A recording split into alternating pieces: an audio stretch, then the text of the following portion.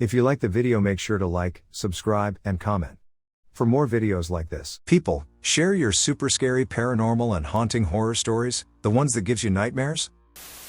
I was staying at a mountain house when I was around 15 years old. Around 3 a.m., I heard a crying/whining sound coming from the stairs. I walked over and saw a little girl in the corner. When I called out, she turned and began approaching me, with the crying getting louder. Her nails scraped the walls as she got up the stairs. As soon as she reached me, I woke up. That morning, when I went down the stairs, I saw scratch marks on the wall in the same place her hand was. I asked about it, and no one knew how they got there. When I was younger, like 12 or 11, I had a bunk bed. The bed had a ladder at the bottom corner by my feet. I had a nightlight that would change color. I was a bit old for a nightlight, I guess. I liked the nightlight as it illuminated the room well. However, it was somewhat poorly designed, as whenever it turned red, it was a lot darker. Every night for a few years I would see this outline of a person-shaped thing standing on my ladder looking at me. I was on the top bunk and nobody was on the bottom. I would only see this thing when the light turned red, and I remember always being afraid, waiting for the light to cycle past red and back to the brighter colors. Sometimes it felt like the person-shaped thing was getting closer. I kept having this until I decided to get rid of that nightlight and have never seen it since. I swore I would never be that parent who doesn't believe their child when they share a paranormal experience. It stinks to have something scary happen to you, only to have your mom or dad dismiss it as a dream or your imagination. But when my son, 10, told me what he saw, my knee-jerk reaction was to ask if it might be his imagination, because I didn't want him to be frightened. I asked him to swear he was telling the truth. He's not one to make up stories in the first place, but he swore this is what he saw, and he's still pretty terrified. He was sitting in the living room and heard a noise coming from the hallway. It was a flapping, crinkling sound like a tarp. He saw a tall black figure wrapped in a tarp. He said it wasn't a shadow, he could see light reflecting off the black material. He referred to it as a tarp because of the crinkly noise it made. It wasn't flapping freely, the tarp was stuck to the body, and he could see the shape of the head, neck, and body. He couldn't see the feet, but he said it floated by, it wasn't walking. He saw it glide/float across the hall, presumably from my room, and it went into another room and out of sight. Has anyone experienced something similar to this? We call it black tarp, man. What the freaking heck is this? My son is already terrified to sleep in his room because of a lot of weird noises that happen in that room. I normally don't get frightened of anything, but the last 3 nights I've freaked myself out thinking, what if I look up and see a black tarp man next to the bed? Then I cover my head with the blankets like I'm 5 years old. I worked Monday night in a nursing home. I was working with 3 adult, long-term nursing assistants who were all rational people. I was at the nurse's station entering some information, and I heard all 3 aides scream and run up the hall. All 3 were terrified and saying, "We saw it. We saw it." There was a story at that facility about a small, child-sized shadow figure that prowessed the halls. It was supposedly 1 to 1.25 meters tall, blacker than black, and able to move quickly and silently. The aides had been standing in the hall making the plan to get their final rounds complete and get the residents up who were early risers. They all looked down the hall and saw the shadow drift around the corner and start moving up the hall to them. They all said they felt frozen with terror. The hall was dimly lit, and the shadow was so dark that it stood out and could be easily seen. It quickly moved up the hall for about 50 feet and went into the room of a married couple, Dick and Phyllis. Once it went in the room, the aides say it was like they were released, and all 3 turned and ran up the hall screaming in fear. Once they told me the story, I, as the nurse, had to go inspect the room. The moment I walked, the hair on the back of my neck stood up. I felt like I was being watched. I saw nothing unusual and went back to the nurse's station. Dick and Phyllis were just fine, as both were overall healthy, but lived at the nursing home because they had issues with being able to care for themselves. Neither was sick or thought to be in a health decline. I worked 3 12-hour shifts, and when I returned a couple days later, Phyllis had unexpectedly passed away. I immediately felt a chill and anxiety upon hearing that news. A little over a year ago, I worked at the hospital in my hometown. My job was to deliver various medical equipment, kept in the basement, to doctors when they needed them. Our supply room was conveniently located across from the morgue. I worked the 3rd shift, and almost every night things would fall off of the shelves. It would be things that you wouldn't expect to fall. Like things with flat boxes, things that are in containers meant to hold them, etc. When roaming the halls, I would often see dark shadows clearly walking. One time I saw a black cat run down the hallway and turn into the radiology room. I almost always felt like I was being watched. The most frightening thing happened to me one night. I was putting medical supplies in my cart, and I turned my head, and right next to my face there was a man, old and sickly looking, for a split second. I freaked out. I pretty much cried and prayed. My mom at the time was also working at the same hospital, in the switchboard. I went to her, and we prayed together. She told me stories of supernatural events she's experienced. She's heard babies crying in the middle of the night in the basement, the nursery is on the 3rd floor, a security guard who quit from witnessing paranormal activity, and some other crazy stories. Let's just say I don't work there anymore. I, an 18-year-old female, had a terrifying and traumatic experience when I was only 12 years old. It was nighttime, maybe around 9 p.m., and I was completely home alone. My family had been at a county carnival for a couple hours and wouldn't be back until later. I don't remember why I decided to stay behind. But I did. The house was eerily quiet, and most lights were off except for the hallway light where I was sitting. For better understanding, my bedroom was adjacent to the laundry room, and my older sister's room was directly across from mine. There was about a 2-foot wide wall separating the door to my room and the door to the laundry room. I was sitting with my back on that wall while on the floor. I was playing some kind of game on my little iPod when all of a sudden I heard an explosive bang on the wall in my sister's room. I quickly jumped up and ran into my room. I stood there silently and stared into her room, trying to understand what happened. I realized that nothing had fallen, and nobody was in there. My heart was racing, and I continued to stand there with my eyes wide open. That's when I heard the second loud bang in the same spot. It sounded like it was coming from inside of the walls. I jumped into my bed and threw my covers over me. I immediately called my mom to come home as soon as she could. I sat there for what felt like forever, just waiting to hear that horrific noise again. My family came home about 30 minutes later, and I was still in my bed hiding. My family looked around everywhere and saw no sign of damage, a fallen object, or a break-in. I was confused but not surprised. Stuff like this was pretty common in this house but never got less terrifying. A few days later, my aunt visited our house to check it out. She is an extremely spiritual person and does energy work, spiritual therapy, and healing for a living. She stood in my sister's room for a little while and told us that there were 1 or 2 evil entities in our walls, possibly trying to get out. I believed this because I never told anyone that I heard it come from inside of the walls. This happened months ago. I'm genuinely looking for anything to research or anyone to talk to with a similar story because months later I am still absolutely freaked out and have no idea where to start, but I need answers. Late night at my friend's cottage, someone was in the washroom, so I popped outside to pee. I walked away from the cottage and towards my camper van at the tree line. As I was finishing up, I heard the most crystal clear, unmistakable sound of a clown horn. Think like very silly honka honka. There are no cottages nearby, this is an island and late, and there's no path or anything where it was coming from the wooded area. If I had to guess, it was about 6 feet away from me. Everyone was inside. I managed to ask, "Who's there?" But nothing responded. I've lived in my van with my dog full-time in the backwoods before, and I know that when she's territorial, she barks and jumps/paces/huffs.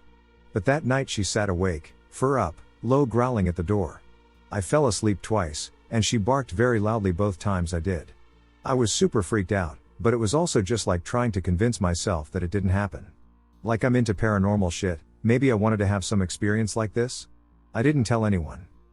A few months later it was still unsettling, and I asked my buddy, whose cottage it was, how likely it would be that someone from another cottage on the island might be in the woods there, or if there might be an old bike tipped over in the woods. I was really reaching lol, and he was just like, lol, no, what are you asking? So I told him what happened. He was pretty quiet about it, and then a few weeks later, when we were out for drinks, he, a few beers in, told me when he was a kid he could never sleep at his cottage because he was terrified of the clown in his nightmares. He did say that it was around the time the old IT came out though, so he always chalked it up to that despite it only happening at his cottage. I don't know what to make of any of this. This was so real. I've had freaky things happen, but with plausible deniability or some other possible explanation. This was so undeniable, it just sits so uncomfortably in me. I once lived in Ka'anapali, Maui, across the sugar cane station, right after moving away from Lahaina town. During this time the sugar cane train was active. This was during a hot summer day, and I decided to take a nap on my bed. During my nap, I felt a hand touch my back, and I heard a woman's voice saying my name. I woke up immediately, and I looked around my room. No one was there. I was left with chicken skin, and to this day, I remember this vividly. Another story I heard a lot when I went to Lahaina Luna. The borderers who lived in the school had told me they saw shadows around the border fields along with sounds of chains coming down the mountain. There was one particular night in the boys' dorms where they'd hear footsteps during the night. This night, one of them said while they were asleep and felt some presence in the room. As soon as he opened his eyes, he saw a figure hovering right over him. He woke up and screamed. The figure disappeared and everyone was alerted. It is known that people were once buried surrounding the campus, which is haunted. When I was 12 years old, I was in my bed. It was around 10:30 at night. I remember I wasn't very tired and was wide awake. On the left side of my bed was the door to my room, which was open, and I was just looking outside my bedroom door, doing nothing, just staring, hoping that maybe at some point I'd fall asleep, but I wasn't tired at all. My parents were in their room not far from me, and I could faintly hear their TV, and at the time my mom had a crystal lamp that she turned on every night, so outside my room and my room itself wasn't completely pitch black. It was bright enough to look around my room but dark enough that I could sleep. As I was lying on my side looking out my door, I thought I'd just turn to the other side, as maybe the dim light was keeping me up, but as I turned to the other side as clear as day, what I saw appeared to be a child with white, pasty skin, the color of a cold, dead body, short, straight black hair, and their mouth open so wide you could probably fit an entire apple in there. But the worst part that I will never forget was its eyes. There was no eyes at all, just pitch black gaping holes, but I could feel whatever it was, even though it didn't have eyes staring straight at me. It was as real as when my mom was in my room, saying good night earlier. I froze for 5 seconds trying to process what I'm seeing. I felt its presence when we locked eyes. It didn't make any noise or move at all, it just stared directly at me. Very soon the confusion and shock turned into pure terror, and I have never jumped out of bed faster than that night and ran directly to my parents' room, crying and shaking intensely out of fear. I'm now 26 years old, and I have never forgotten what I saw that night as well as the feeling of its presence, a presence I have never felt since that night. Remembering it never fails to give me goosebumps and a sense of fear. I've never been able to explain it. I never watched horror movies or had anything to do with ghosts and the paranormal, so whatever I saw that night was 100% new to me. Has anyone ever experienced seeing similar apparitions to this? Or know if there is a meaning to this sighting? Either way, I have never been more terrified in my entire life. My late best friend, who passed away over 20 years ago when we were 19, once told me about the following encounter she had, and I would like to see if anyone has had any similar experiences or sightings.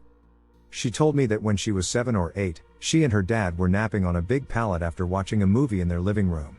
It was the middle of the day on a weekend.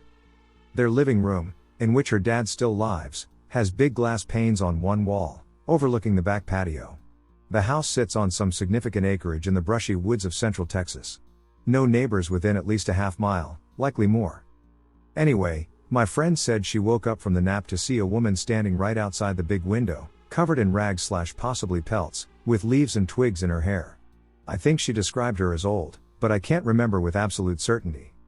As my friend looked at her, the woman started opening her mouth, and it just kept getting wider and wider, well beyond normal human capabilities. She shook her dad awake and screamed for him to look out the window, and when they both looked, she was gone. She swore it was not a dream. Her dad didn't believe her, of course, but I did. And I still do. She was my soul sister, and I knew when she was honest. Does anyone have any ideas? I've looked into Baba Yaga, various forest hags, and so on.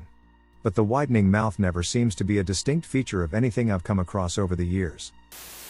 I am pretty new here and would like to share an experience from when I was young. I would love to hear all of your thoughts of what I experienced, as I am not too knowledgeable myself. When I was a young child, I was open-minded enough to receive signs. Like the time I saw my great-grandfather in the house he built, which my grandparents lived in at the time, and smelled his tobacco despite him passing long before I was born and with no other smokers in the house. My mother and aunt, who were both very spiritual people, told me I had a gift. At the time, it didn't feel like a gift at all. In fact, I was terrified. Despite this all taking place 15+ years ago, I remember it quite vividly. I began to see a woman shortly after moving into a newly built home in Vancouver, Washington. My brother and I shared a room with bunk beds. I recall most encounters occurring when I was alone while my brother was staying with his biological dad. She is an old native or Hispanic woman with tan skin and a very wrinkled, square-shaped face. She had jet black, thick, coarse hair, and I always saw her wearing what looked to be a pink hospital gown with tiny red hearts all over it. She was always with a walker. Most of my encounters were the same. I would wake up during the night to see her staring at me from a distance. She was emotionless, with a blank look on her face, never revealing her whole self. Watching me through my doorway, I always slept with my door open, the crack in my closet door, and most terrifyingly, seeing her reflection staring back at me in the bathroom mirror visible from my bed across the upstairs loft. As you could imagine, being quite young, I was terrified. Literally petrified. When I saw her, I would freeze in fear and shock. I remember wanting to try to talk to her, but I could never get myself to do it. Instead, I would go under my covers until I could fall asleep. The last time I saw this woman, and perhaps the most remarkable, was a couple of years later, after we moved to a new house. One of the first nights, she entered my bedroom through the door. She looked healthier, had no walker, and had better posture. She kneeled at the end of my bed before smiling at me, only to never be seen again. Since that time, I have not had any paranormal experiences I can recall. My mother visited a medium, and she said the lady was some sort of guardian. If that's true, I wonder what I was being protected from, and why her. For context, I am a white American male, and I'm not aware of any Native or Hispanic people in my lineage. Any thoughts on what I could have seen? My fiancé and I went on a 3-day trip to Glasgow, and we've spent our days in the mountains hiking and spending time in and around the national park. Tonight at around midnight, trying to get all the time in the mountains we can, we decide to take an hour drive from our hotel room up the mountain to an overview/lookout type of spot right on top of said mountain to see if we can catch an awesome look at the stars, because there are a lot of lights in Glasgow at night. Driving up, neither of us noticed literally anything off other than that the mountain winds are a little spooky at night, from FL, so it's just unfamiliar. But as soon as we get to where we were going and she and I get out of my car, I'm almost overwhelmed with just a vile oppressive feeling outside with me, but not wanting to make the lady uncomfortable. I'm not reacting to much just yet. The wind is absolutely roaring, and unfortunately we couldn't see any stars due to the cloud cover, so I tell her I'm going to step to the side and pee, and then we can get back to the hotel room. As soon as I get like 10 feet away, I get a very strange feeling of extreme vulnerability and detachment from everything around me, almost as though I'm miles away from the nearest person, though obviously I'm feet away from my fiancé. I turned around to walk back to the car and heard something off to my right and instinctively looked over to see something roughly human size go down to coyote dimensions and kind of just hop over a rail from about 200 maybe more feet away. I quickly get back to the car and usher my fiancé in, still not trying to scare her or at least show her I'm scared, but she asked if I was alright, and my reaction was a dead giveaway. We jumped in and sped off. Never in my life have I had an experience like this, and never in my life have I really had a reason to be made uncomfortable by just being outside, but I truly believe something was in those woods with us tonight. When I was 4 or 5, we stayed with some of our family in an old house. Because there were so many people, I usually slept with either my mom or my sister. Mostly my mom. I always felt uneasy when I visited this house. Especially at night. This one night I was sleeping with my mom, and I heard someone calling my name. At first I thought it was my sister or one of my cousins. I got out of bed, left the room, and went into the hallway. It always was dimly lit at night in case anyone needed to go to the bathroom. I looked down the hall to the rooms my sister and cousins were in, but their doors were closed, and I didn't see any lights peeking under the doors. So I knew they hadn't called me. I heard a voice call my name again, and I immediately turned in the direction of the stairs at the other end of the hall. The voice kept calling my name and telling me that they needed my help. I slowly walked down the hall and stopped at the top of the stairs. The hallway light illuminated most of the stairs except for the bottom 2.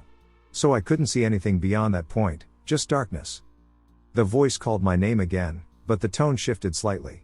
It was a little more friendly and inviting. It said again that it needed my help. I asked it why it needed my help, but it said it would have to show me how to understand. It begged me to come down the stairs so that it could see me. I took a step down the stairs, but a voice in my head said it was a trick. So I yelled down to the voice that it was trying to trick me and I was going to get my mom. The voice started begging me more to help it and began to make crying sounds as if it were in pain. I immediately felt bad about it and started taking more steps down the stairs as the voice continued to plead for my help. I got halfway down the stairs when a voice screamed loudly in my ear, "Don't take another step. If you do, it will take you, and you won't be able to come back." I stopped immediately, frozen where I was. The voice at the bottom of the steps asked me why I stopped. It told me to keep coming. I yelled no, and I told it I knew it was trying to take me away. As I turned to run back up the steps, the voice let out a loud growl of frustration. I was only able to go up one step before hands materialized coming up from the step I was on and grabbed my ankles and tried to pull me into the solid wooden stairs. I started screaming to be let go and beating hands with my little fists, but it only pulled me harder. I felt as if it was starting to pull me into the stairs. I started screaming for my mom and begging her not to take me. All of a sudden I felt hands around my waist and a force pulling me up and away from the hands. I looked up and saw a being was with me. It materialized from a somewhat smoky state until it became as solid as me.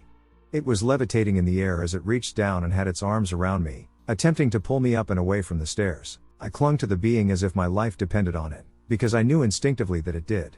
I am not sure how long the tug of war went on. I just remember that the voice at the bottom of the stairs growls, getting louder with frustration, and me crying and begging the being not to let it take me. Eventually the being was able to pull me free from the hands. It lifted me up, but I soon realized it was taking me too far up. Like it was going to take me through the ceiling. I freaked out and started squirming in its arms, begging it to take me to my mom. It started descending and then set me down in the upstairs hallway outside the room my mom was in. I busted through the door, ran to the bed, and started shaking my mom awake. I was hysterical. My mom woke up and asked me what was wrong.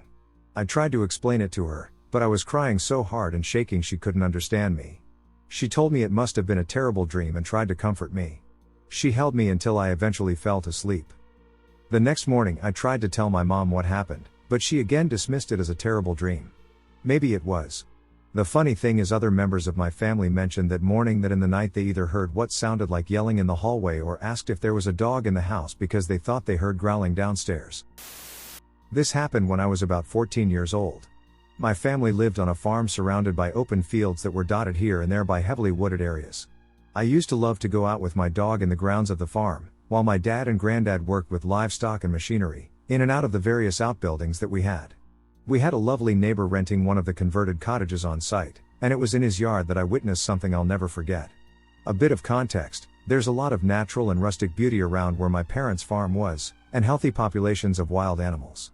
Rabbits, hares, foxes, deer, badgers. It was always a truly magical place to someone who started out growing up in the city. Anyway, to the main account of what I saw. I was busy attaching my dog's lead to his harness on the road leading around from the front of the house, past my neighbor's house, and into open fields once over a cattle grid.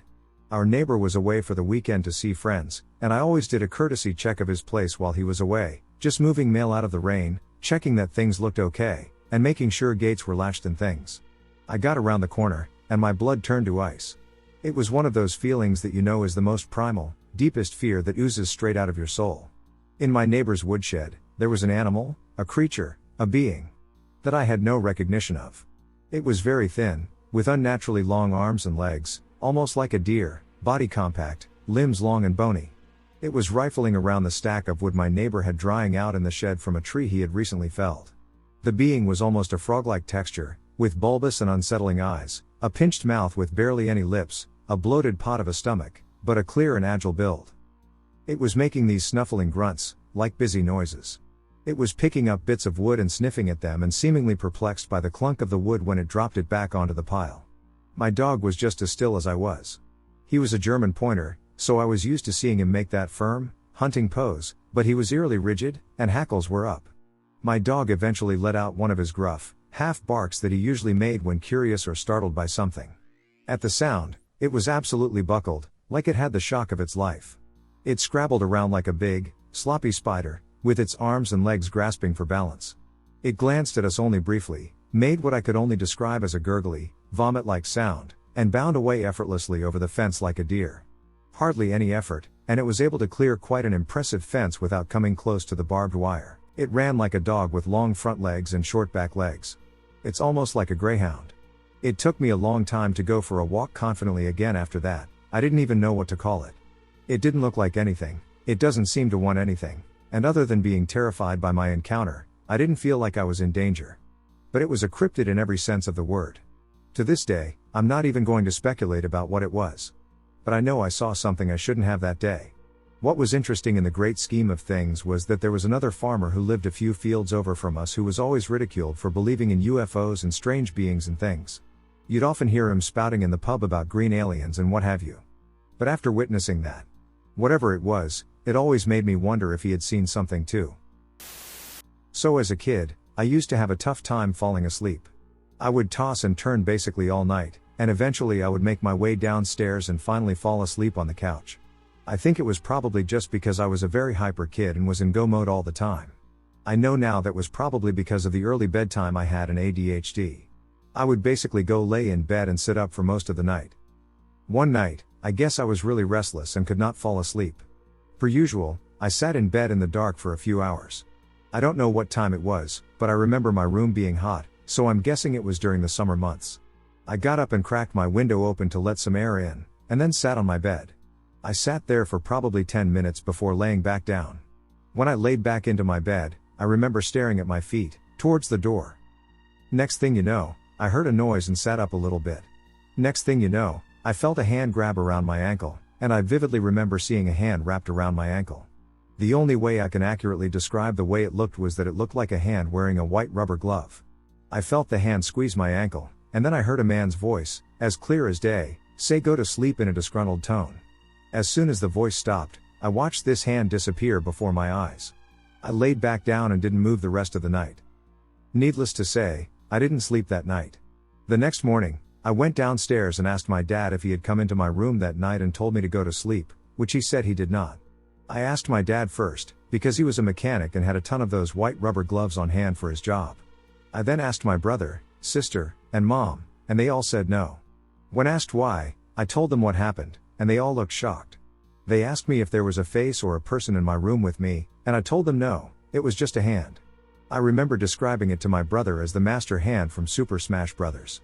My brother looked at my ankle, and there was a small bruise there.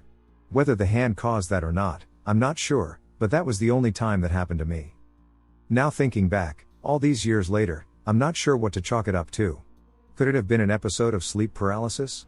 Maybe the overactive mind of a child, or was there something in the room with me that night? I guess we'll never know, but what I do know is that it sparked my interest in reading and learning more about the paranormal, and I spent the better part of my later childhood researching, watching all of the shows on TV, and eventually online videos. I read stories and all of these things and never saw a similar story. I have slowed down a lot since then, but I am still fascinated by it. These events occurred when I was between the ages of 6 and 9. Everything began when I was visiting my cousin when I was 6 years old. My cousin was a year older than me, and back then she was very adventurous, so we went into the forest near my school. Everything in the forest went normally, and it was around 1 p.m., so we weren't expecting anything weird to happen. Until we climbed down a small hill and I slipped to the ground. My cousin came down to help me, but as soon as she got down, a big shadow jumped over us. We saw and heard it. And we swore to each other we didn't lie about it. We knew it couldn't have been an animal because we were in a small forest surrounded by a city. We ran out of the forest because we were little and got scared easily. 1 year later I was again with my cousin, and we had come to the conclusion that what we saw was an animal. Again, we decided to go on a little adventure, but this time to a different forest around 2 kilometers away from the last forest. We were looking after an old bunker from the Second World War, which my friends had told me about. But since we were braver than before, we went there at 6 p.m., and it was already getting dark. We looked for the bunker for hours but decided to split up after looking around for a long time. I had gotten used to this forest already, even though I never saw the bunker, but this time the forest felt different. It felt like I was in a forest far away from the city, and I couldn't recognize anything even though the sun hadn't fully gone down. I shouted my cousin's name because it was already coming so late we had to go back home, but to no response. I started panicking a little and ran in a random direction until I recognized a rope swing in one of the trees and knew I was close to the forest edge. I walked along the path until I heard my cousin shouting my name, and I stopped and shouted back. Then she came over a little hill and ran to me. She said she was shouting my name and was annoyed that I hadn't responded. I told her I was shouting too, but neither of us heard each other back there. We went back home and didn't think more about what happened. Almost 2 years later, we were back in the forest looking for the bunker we remember when talking about some old memories. This time we didn't split up and actually found the bunker. We looked inside with our flashlight, and were disgusted by what we saw. Inside the old bunker, there were old burned candles, a pentagram, and some liquids. We didn't want to stay near the bunker and left fast because we thought someone might come there. Everything was normal until we got to the old rope swing. It was swinging back and forth when we came near it. No one else was there with us, so we took up our pace, knowing we were near home. When we already saw her home, we heard footsteps behind us. We looked behind but saw nothing. Still, The footsteps were coming towards us until I felt a bump on my shoulder and the footsteps passed us. I looked at my cousin and asked her if she heard the footsteps, and she nodded. I was the most scared I had ever been, and we ran straight to her home and told her mom, but reasonably she didn't believe us when we told about the footsteps. To this day, I haven't told anyone about these experiences and never thought to connect them together. But now that I'm older, I realize how similar they were to each other. So before I dive into this true story to tell you, I want to state something. First off, this happened a long time ago before I was born. My mother told me this story that she went through, and it's hard to recall everything she said to me about it, but I will try my best to recite it. Again, it's a true story. Late one night, my mother and her friends were driving around in Ransom, Pennsylvania. She was in one car with some of her friends, and the other car held the rest of them. I forget the reason they were out in Ransom, but since Ransom basically had nothing, there was no reason to be there unless they had to drive past it to get somewhere else. You might know that Ransom is infamously known throughout PA for an old asylum that housed the insane. It was said that many patients were killed or ended up dying there for unknown reasons. The asylum was later shut down because PA couldn't pay expenses for it because they were poor as shit or possibly because of the deaths there. The asylum is now knocked down, but the land it was on is extremely creepy. When this story took place, the asylum was still up, just no longer operating. Anyway, on with the story. The group of friends and my mother continued driving in Ransom late at night, blasting their radio, having a good teenager time, I guess. Then they approached the asylum, and this is where shit goes down. I believe my mother was in the second car, the one behind the first car. The first car approached the road right next to the asylum, and as soon as they were almost next to it on the road, boom. Every single light on the car went off, the headlights, backlights, dashboard area lights, radio, all of that stuff. It freaks the friends out, but they also think nothing of it too much, just something strange. While this happens, my mother's car, the second one, was say 20 to 30 feet away from the first car, and to them it looked as if the car had just disappeared. They started to freak a bit. In only a few seconds later, they too were next to the asylum, and the same exact thing happened. The first car was out of range of the effect, and all its lights and radio turned back on. By this time everyone in both cars was freaking out. The second car started to slow down slightly, like the effect was causing it to do that, but the driver sped up and got out of the range of the asylum, and everything returned to normal. That's all. Sorry, this wasn't super scary, but it's true. Anyway, if you want to hear more true scary stories, give me an upvote and comment so. Also, to all you really science and smart guys out there, was this just paranormal, a coincidence, or something else? Back in the fall of 2017, I started my freshman year at Michigan State University. There is a trail behind some dorms, collectively called River Trail Dorms, because of their proximity to the Red Cedar River and the woods. The trail is colloquially called Scary Trail because you enter it through a gap in a fence, and it can be known for some unsavory activity at night. I had never heard of an assumed happening there while I was there. Mainly, it was just where kids went to smoke weed and cigarettes. Well, I had become friends with a couple of boys, and one day after dark, they decided to go to the trail and smoke weed, and I joined. I never smoked with them as I got obviously interrupted, but nevertheless, I sincerely do not believe that marijuana has anything to do with this story. Anyway, the boys were doing their thing when a figure walked into the open gap in the gate. We were at least 50 feet from this gap and the only people on the trail. It was probably close to 10 p.m., and besides the moon, the only light came from big parking lot lights near the gate opening. At first, the boys I was with said that the figure resembled a Korean international student that they knew. I had never met him, so I relaxed a little, thinking everything was fine and this person was a friend. Well, they're calling out his name, but he never looks over at us, and he goes off the trail path into the sticks and leaves, but it doesn't make a sound. They're still calling for him, and I'm confused why he's acting so bizarre. I can sense the boys tensing up. This is the only way I can describe what happened next. The boy morphed into a very tall, at least 7 feet, completely pitch black, featureless, clothless, not even human figure. It was human-shaped, I suppose, extremely skinny, but reflected no light and seemed two-dimensional almost. The figure looked at us dead on. Though it was maybe 50 feet away, it moved towards us effortlessly in about 2 strides, like it was floating. It came up to us almost head-on and still had no features, no eyes, no nose, no mouth, all black. Then, when it was so close I could almost touch it, it morphed into the international student. Back down to a probably 5 feet 6 inches human male. The boys were extremely apprehensive and feigned normalcy, but were probably just playing cool. They asked him questions, and he lit a cigarette, but I can't recall him speaking or answering anything. Just smoking. We excused ourselves and pretty much ran back to our dorm. I was not the first person to speak, it was my friend who asked, "Did we just see a slender man?" I said yes, and let's not talk about it anymore. The other kid was speechless and said nothing. We never spoke about it ever again, and we all drifted apart within the semester, and I haven't spoken with them since 2018. I truly thought this was the end, I was going to die. To this day, I have never been more terrified in my life. It's to the point that I almost don't fear humans at all, and the only thing that makes me scared is paranormal things. I don't go into the woods very much anymore, only in broad daylight, and even then not so much. I have a deep respect for nature, and I know that the woods are not my territory, especially at night. I have no idea what you would categorize this as. I've called it a skinwalker, but I'm not sure that's accurate. Obviously Slender Man isn't real, but minus the suit, it was kind of dead on. I don't know, if people can provide more info, I would like to learn more. I can't be the only one. My family experience with Mrs. Lorraine Warren. So they lived in Connecticut, and that's where I grew up. This happened when I was about 14.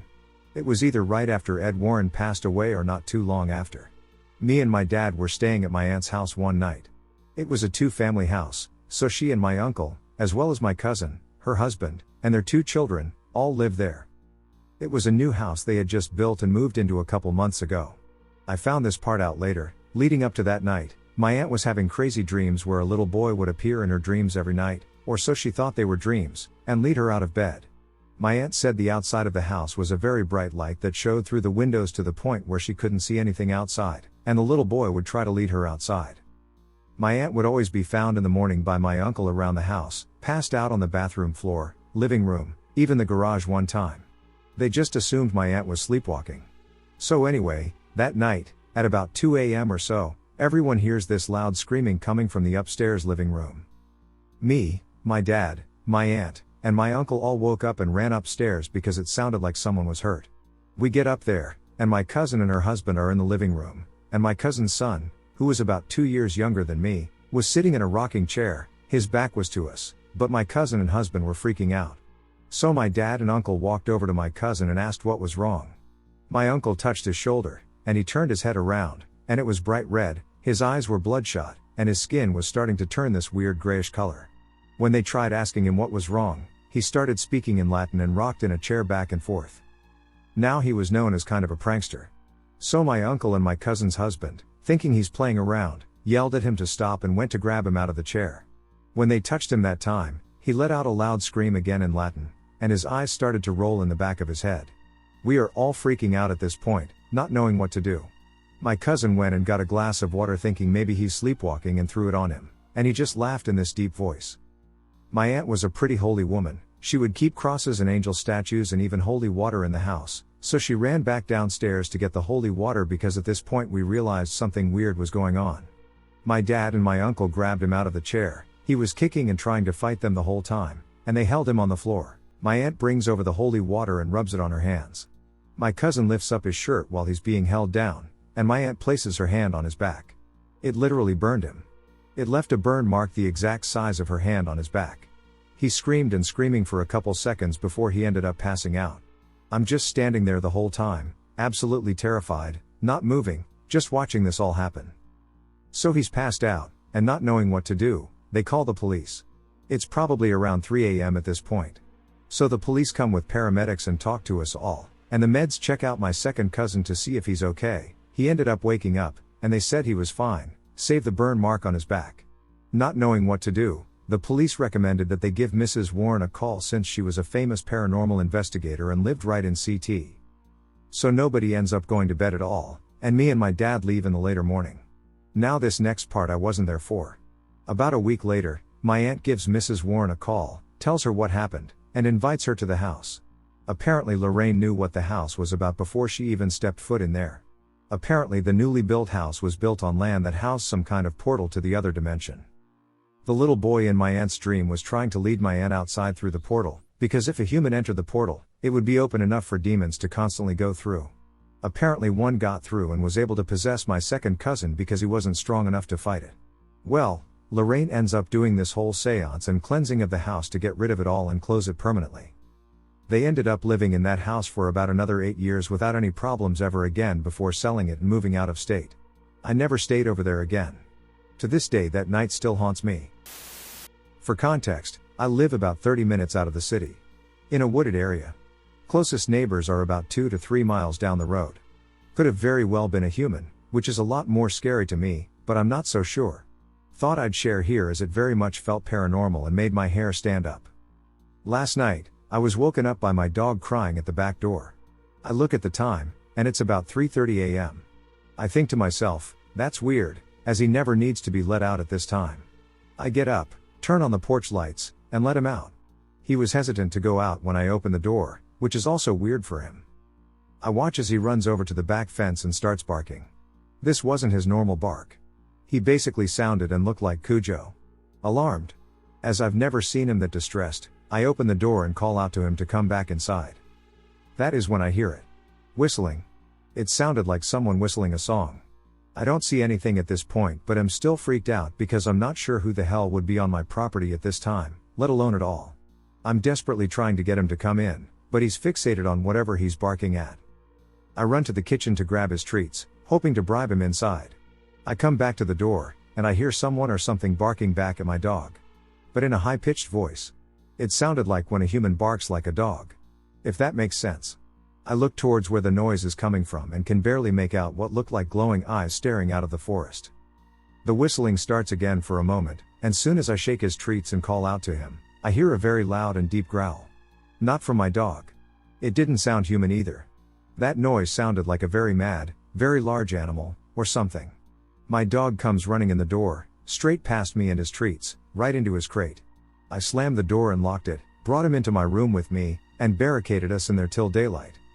I could reason the growling to be a bear or mountain lion, but what was the whistling and human-like barking?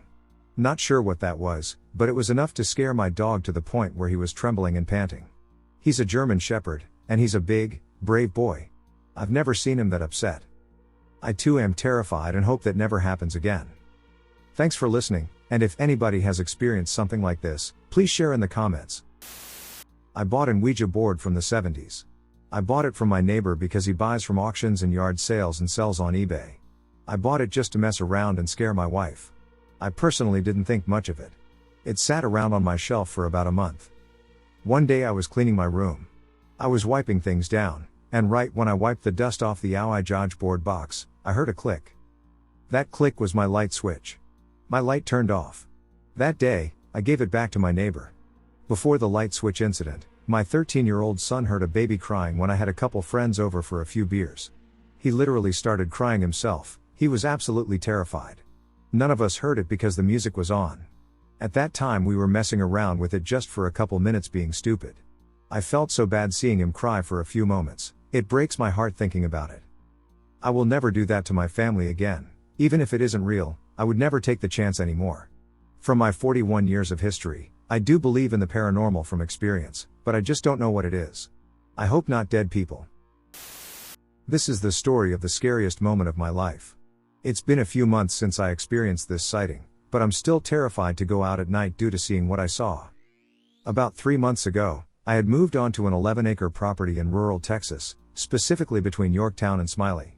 The entire plot of land was about 3 to 4 times the size of the lot we purchased, but nobody had purchased any of the other portions while we were there. The land was fresh, never had been built on before, and didn't even have an address. It was surrounded solely by oil pumps on neighboring properties. At night, you could see the burn off from them lighting part of the sky orange. Our house was a bare-bones tiny house. No walls, just wooden beams and a bare floor. No running water, no plumbing. We had to dig the electric from the pole all the way to the house ourselves. That's how new the property was. It was a miserable experience all around, but we're poor, and it was the only living situation we could find. I have never been a believer in the paranormal. I still don't believe in things like ghosts or demons. If I see it, I'll believe it person. After this experience, though, I'm definitely more open to these types of things. What I saw I just call the creature. Creative, I know, lol. When I moved onto the property, there were weird anomalies in technology that started to happen. Phones would glitch out and stop working, the cameras would act strange, and parked cars that were turned off would suddenly chime and the lights would turn on. I thought it was odd, but I never connected it to the property until my girlfriend mentioned the strange happenings later on after my sighting. One night soon after I moved there, I had to get something out of my car. I took my phone light and walked out, opened the car door, and started digging around in the glove box with my full focus on finding what I was looking for. I forgot exactly what it was that I was searching for. After looking for a little while and not finding it, I closed the door and shone my light back towards the house. There was a truck parked between me and the door to the house. As I shone my light towards the truck, I became instantly terrified. What I saw was a tall, 7 to 8 feet, humanoid creature with white, sort of sickly looking skin. Its arms and legs looked longer than a human's. As I shone my light in that direction, it went off. It had the capability to leap over the truck, landing in the bed momentarily before hopping over the other edge and disappearing beyond my sight. I distinctly remember how the truck shook when it nimbly jumped over it. The time it took to do that was about 4 to 5 seconds. I never got to see its face, and I'm glad I didn't, as I would probably be even more traumatized than I already am. I can only imagine what its face looked like. Would it have reflective eyes, like an animal? I still wonder in fear. Instead of stepping in the car and locking the door, I quickly walked around the truck and into the house, like an idiot. I was so terrified that when I stepped around the truck, it would be there waiting for me. Luckily, it wasn't. For the rest of the night I was absolutely horrified, as well as the rest of the time that I lived there, which was only about a month. I would have thought, okay, maybe I just imagined it, but it was so clear to me. Even the fact that the truck shook was a detail that was too realistic to be my imagination. And I have one more thing, I wasn't the only one who saw it. My girlfriend saw it out the window at one point, though not as clearly as I had seen it. She did some digging, and other people have seen a similar creature in the area. That makes it clear to me that what I saw was real.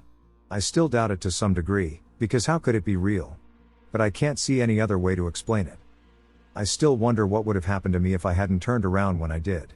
It seemed like it might have been stalking me or something. I can only imagine in terror what it might have done to me if I hadn't turned around and saw it. I'm honestly traumatized by this experience, as silly as that may seem. I feel embarrassed saying that, but it's true. I know sightings like this to me before I experienced it myself would just make me think, these people are crazy or they're making it up for attention/fame and are faking. But now I'm more open-minded towards people's experiences. I don't want to be famous. I just want someone to know what I experienced that night. I want to know what it is that I might have seen, if anyone has an idea. Please let me know what you think. I'm never moving to the countryside again. Ever.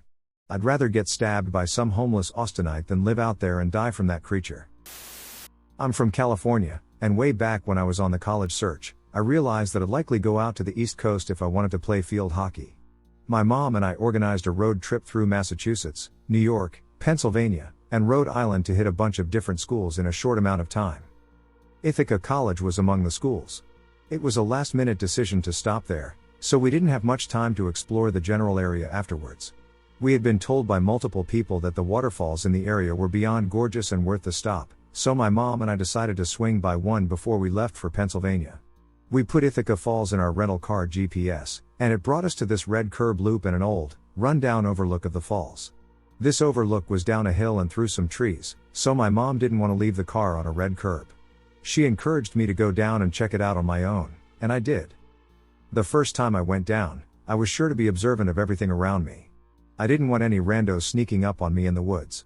I went to the ledge and took some pictures, sat and listened to the water for a while, then turned to go back up. When I turned, I got this odd feeling as if someone was watching me or standing with me. I got uncomfortable and looked around, nothing appeared to be wrong. So I calmly headed back up the hill. I got in the car, showed my mom the photos, and realized I didn't take a video. My mom suggests I go back down to get a video, we've got time. So again, I do. The second time I go down, I feel a little less happy. I was down a slope, so my mom couldn't see me. I felt more alone and exposed than the time before, and that sinking feeling kept growing. With shaking hands, I go to the edge and take the video. Now, I feel like I need to get out of there. Intense sense of urgency. I turn around to go back up, and some force stops me dead in my tracks. I find myself motionless, akin to a rabbit or a deer caught in the beam of headlights. I literally cannot get myself to move forward or take a step. An absolutely overwhelming sense of dread sweeps over my body and presses against my chest. Just such dread. I literally feel like I'm going to die. I still can't move and sit there terrified, as I feel a massive presence come up behind me. This thing felt big and so real, and yet I can't get away. I'm still stuck and helpless.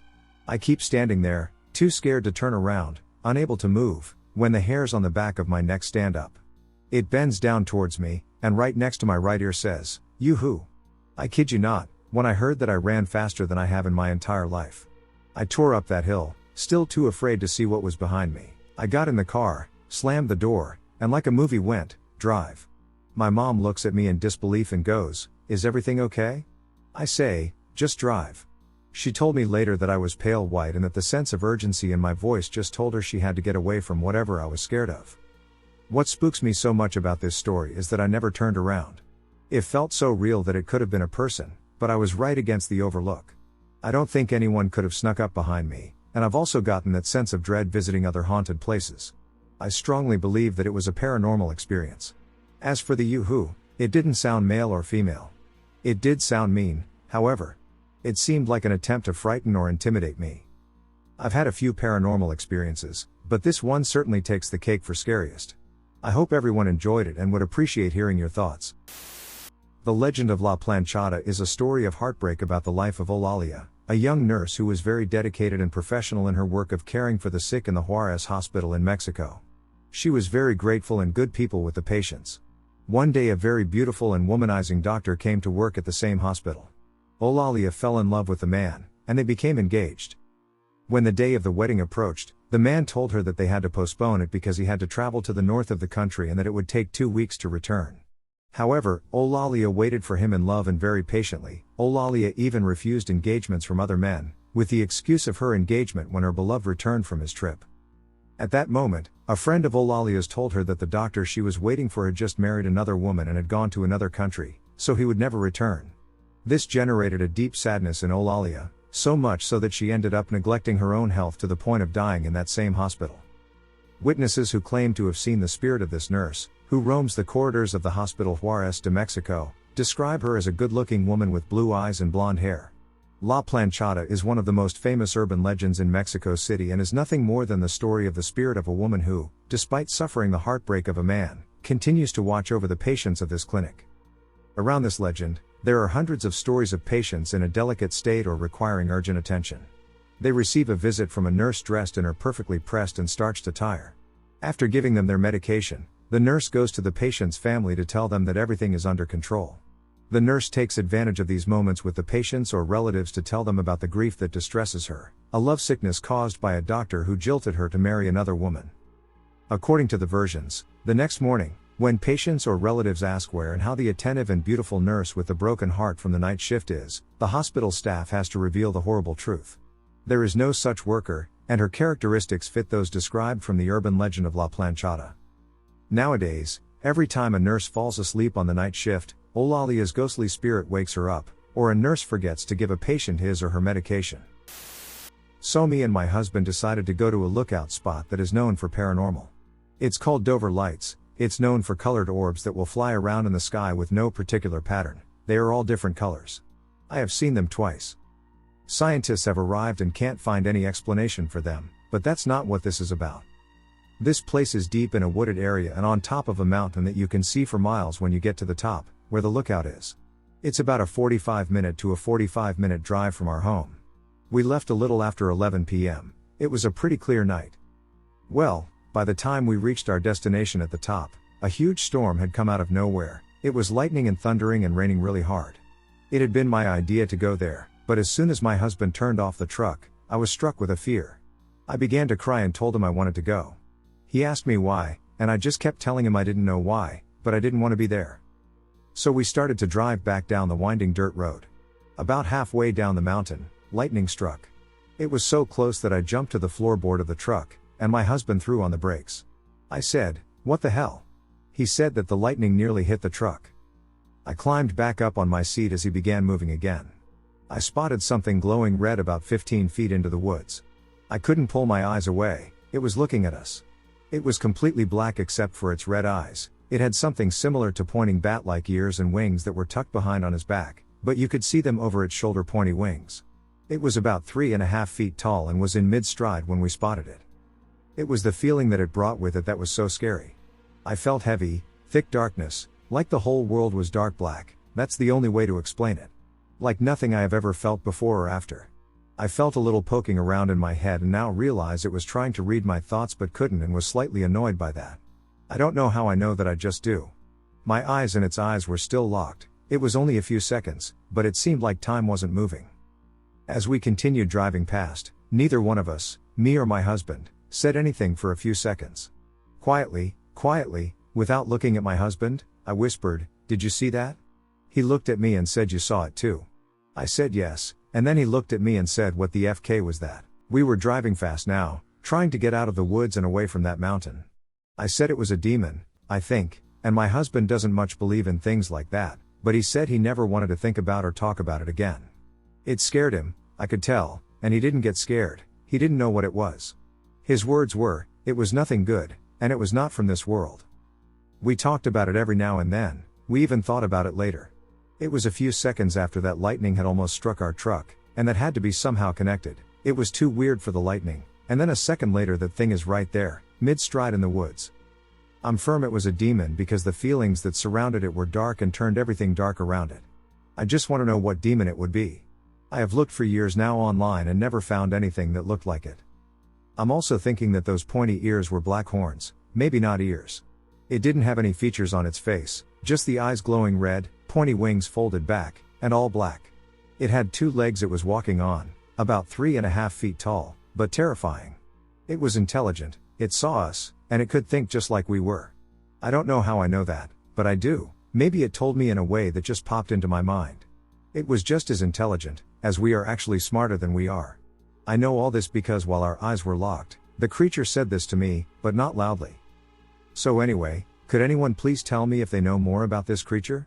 The place Dover lights, I think it might be a place for things to pass through easier, like a portal or something. If you know of anything else it might be, let me know. I'm truly very curious to find out why we came across this thing and if it came through with the lightning or something.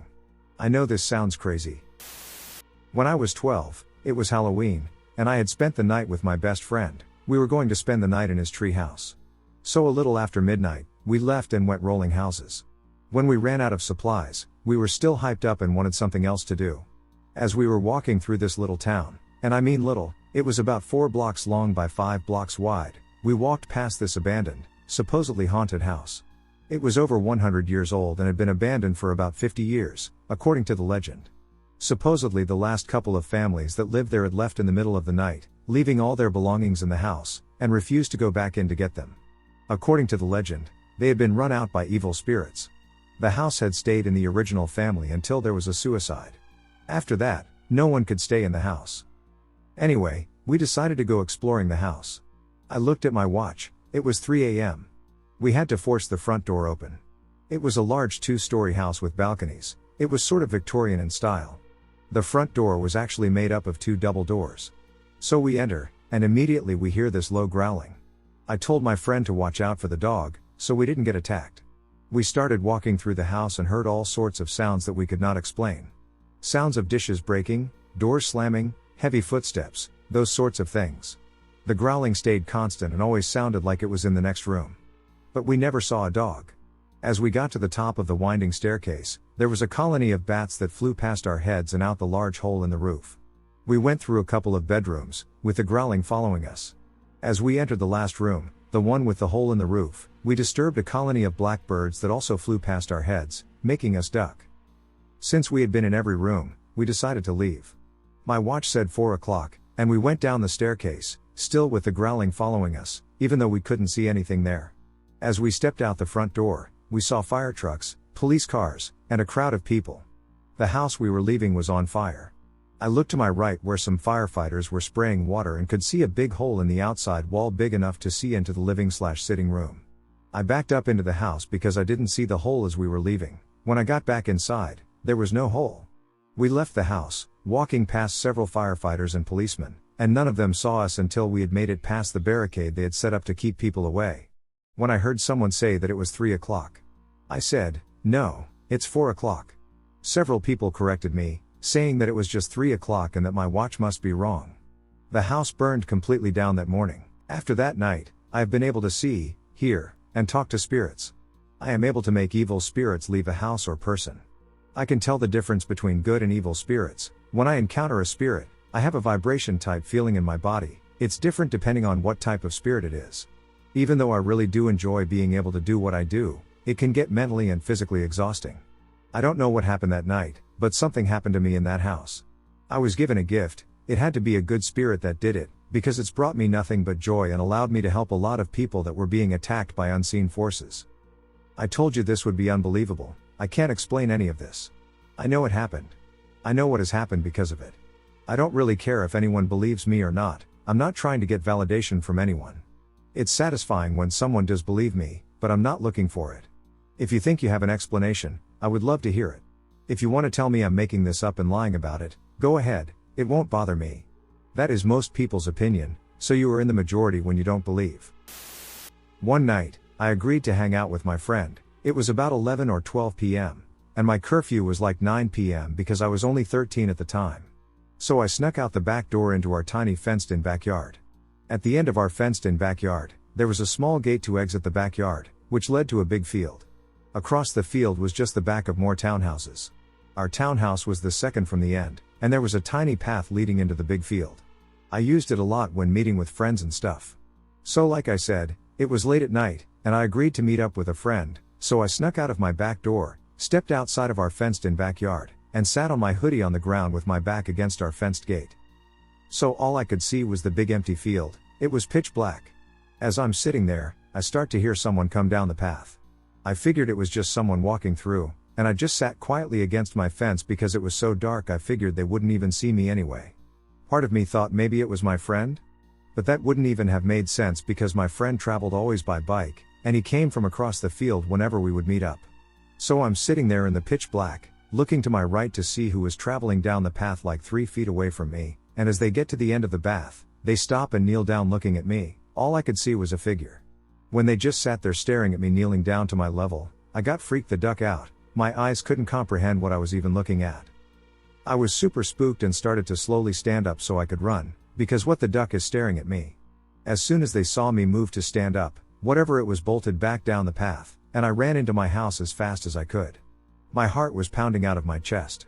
I love scary things, but I can promise you I've never been so scared in my life. It didn't look like an animal, it almost looked like a kid.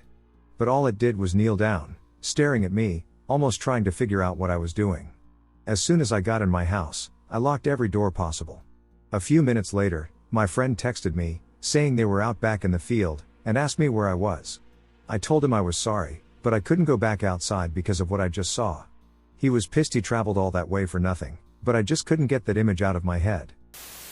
When I was in my teenage years, I spent all my spare time with my best friend. This was before cell phones were common and hardly anyone had computers, and the ones that did had dial-up, if anything.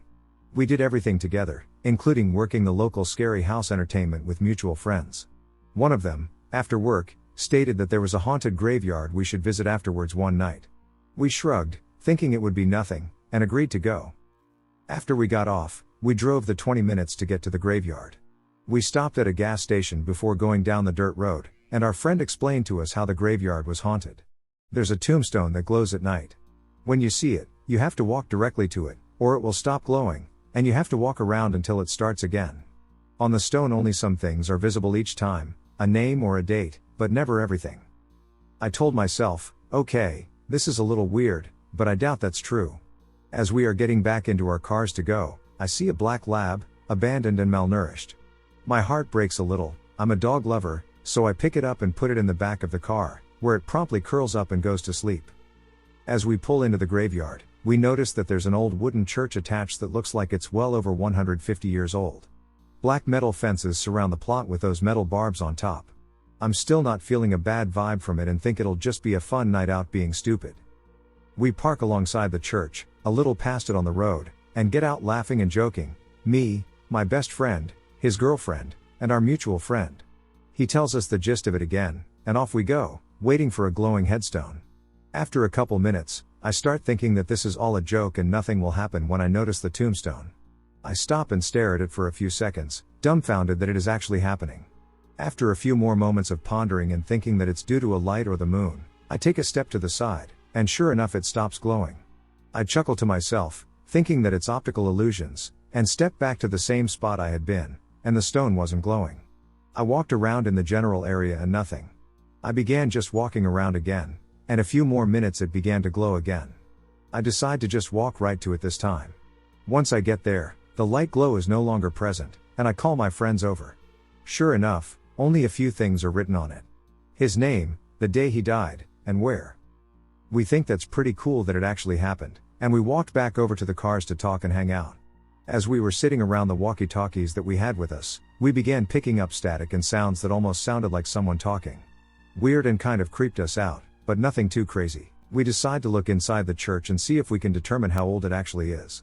At this point, we are kind of apprehensive but still foolhardy. I put my ear up to the door, and it sounds like there is a rocking chair inside. I'm not going in, so my friend says that he will and grabs a flashlight out of his SUV. As he goes to open the door, he notices that it's stuck, so he's putting his weight into it, and it barely opens before closing again. Our mutual friend says he will help him open it, and both of them run into it. It opens about a foot when it slams back with a loud noise, and a voice comes over the walkie screaming, "Get out!"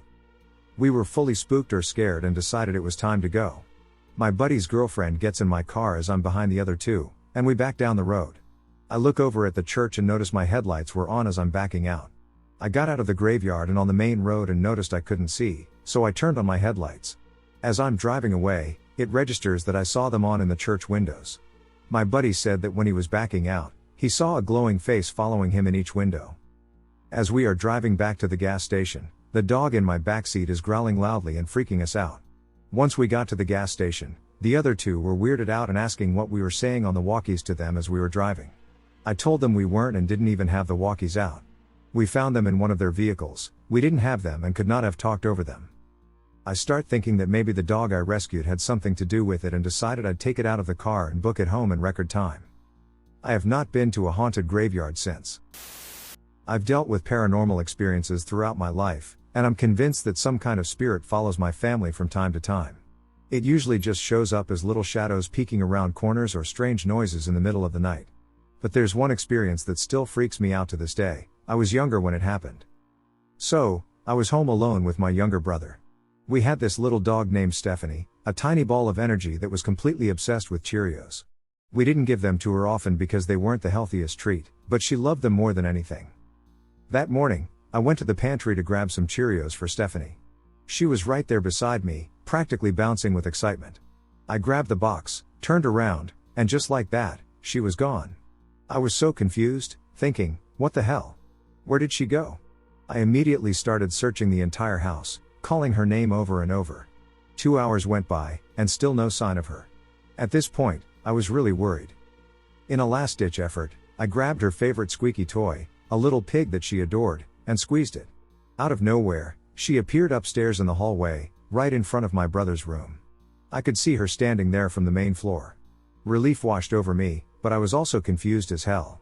I called out to her, "Come down here. I have your Cheerios and your squeaky pig toy." But instead of coming to me, she started walking back and forth, crying like she was stuck or scared. I was baffled, and I was getting a little scared.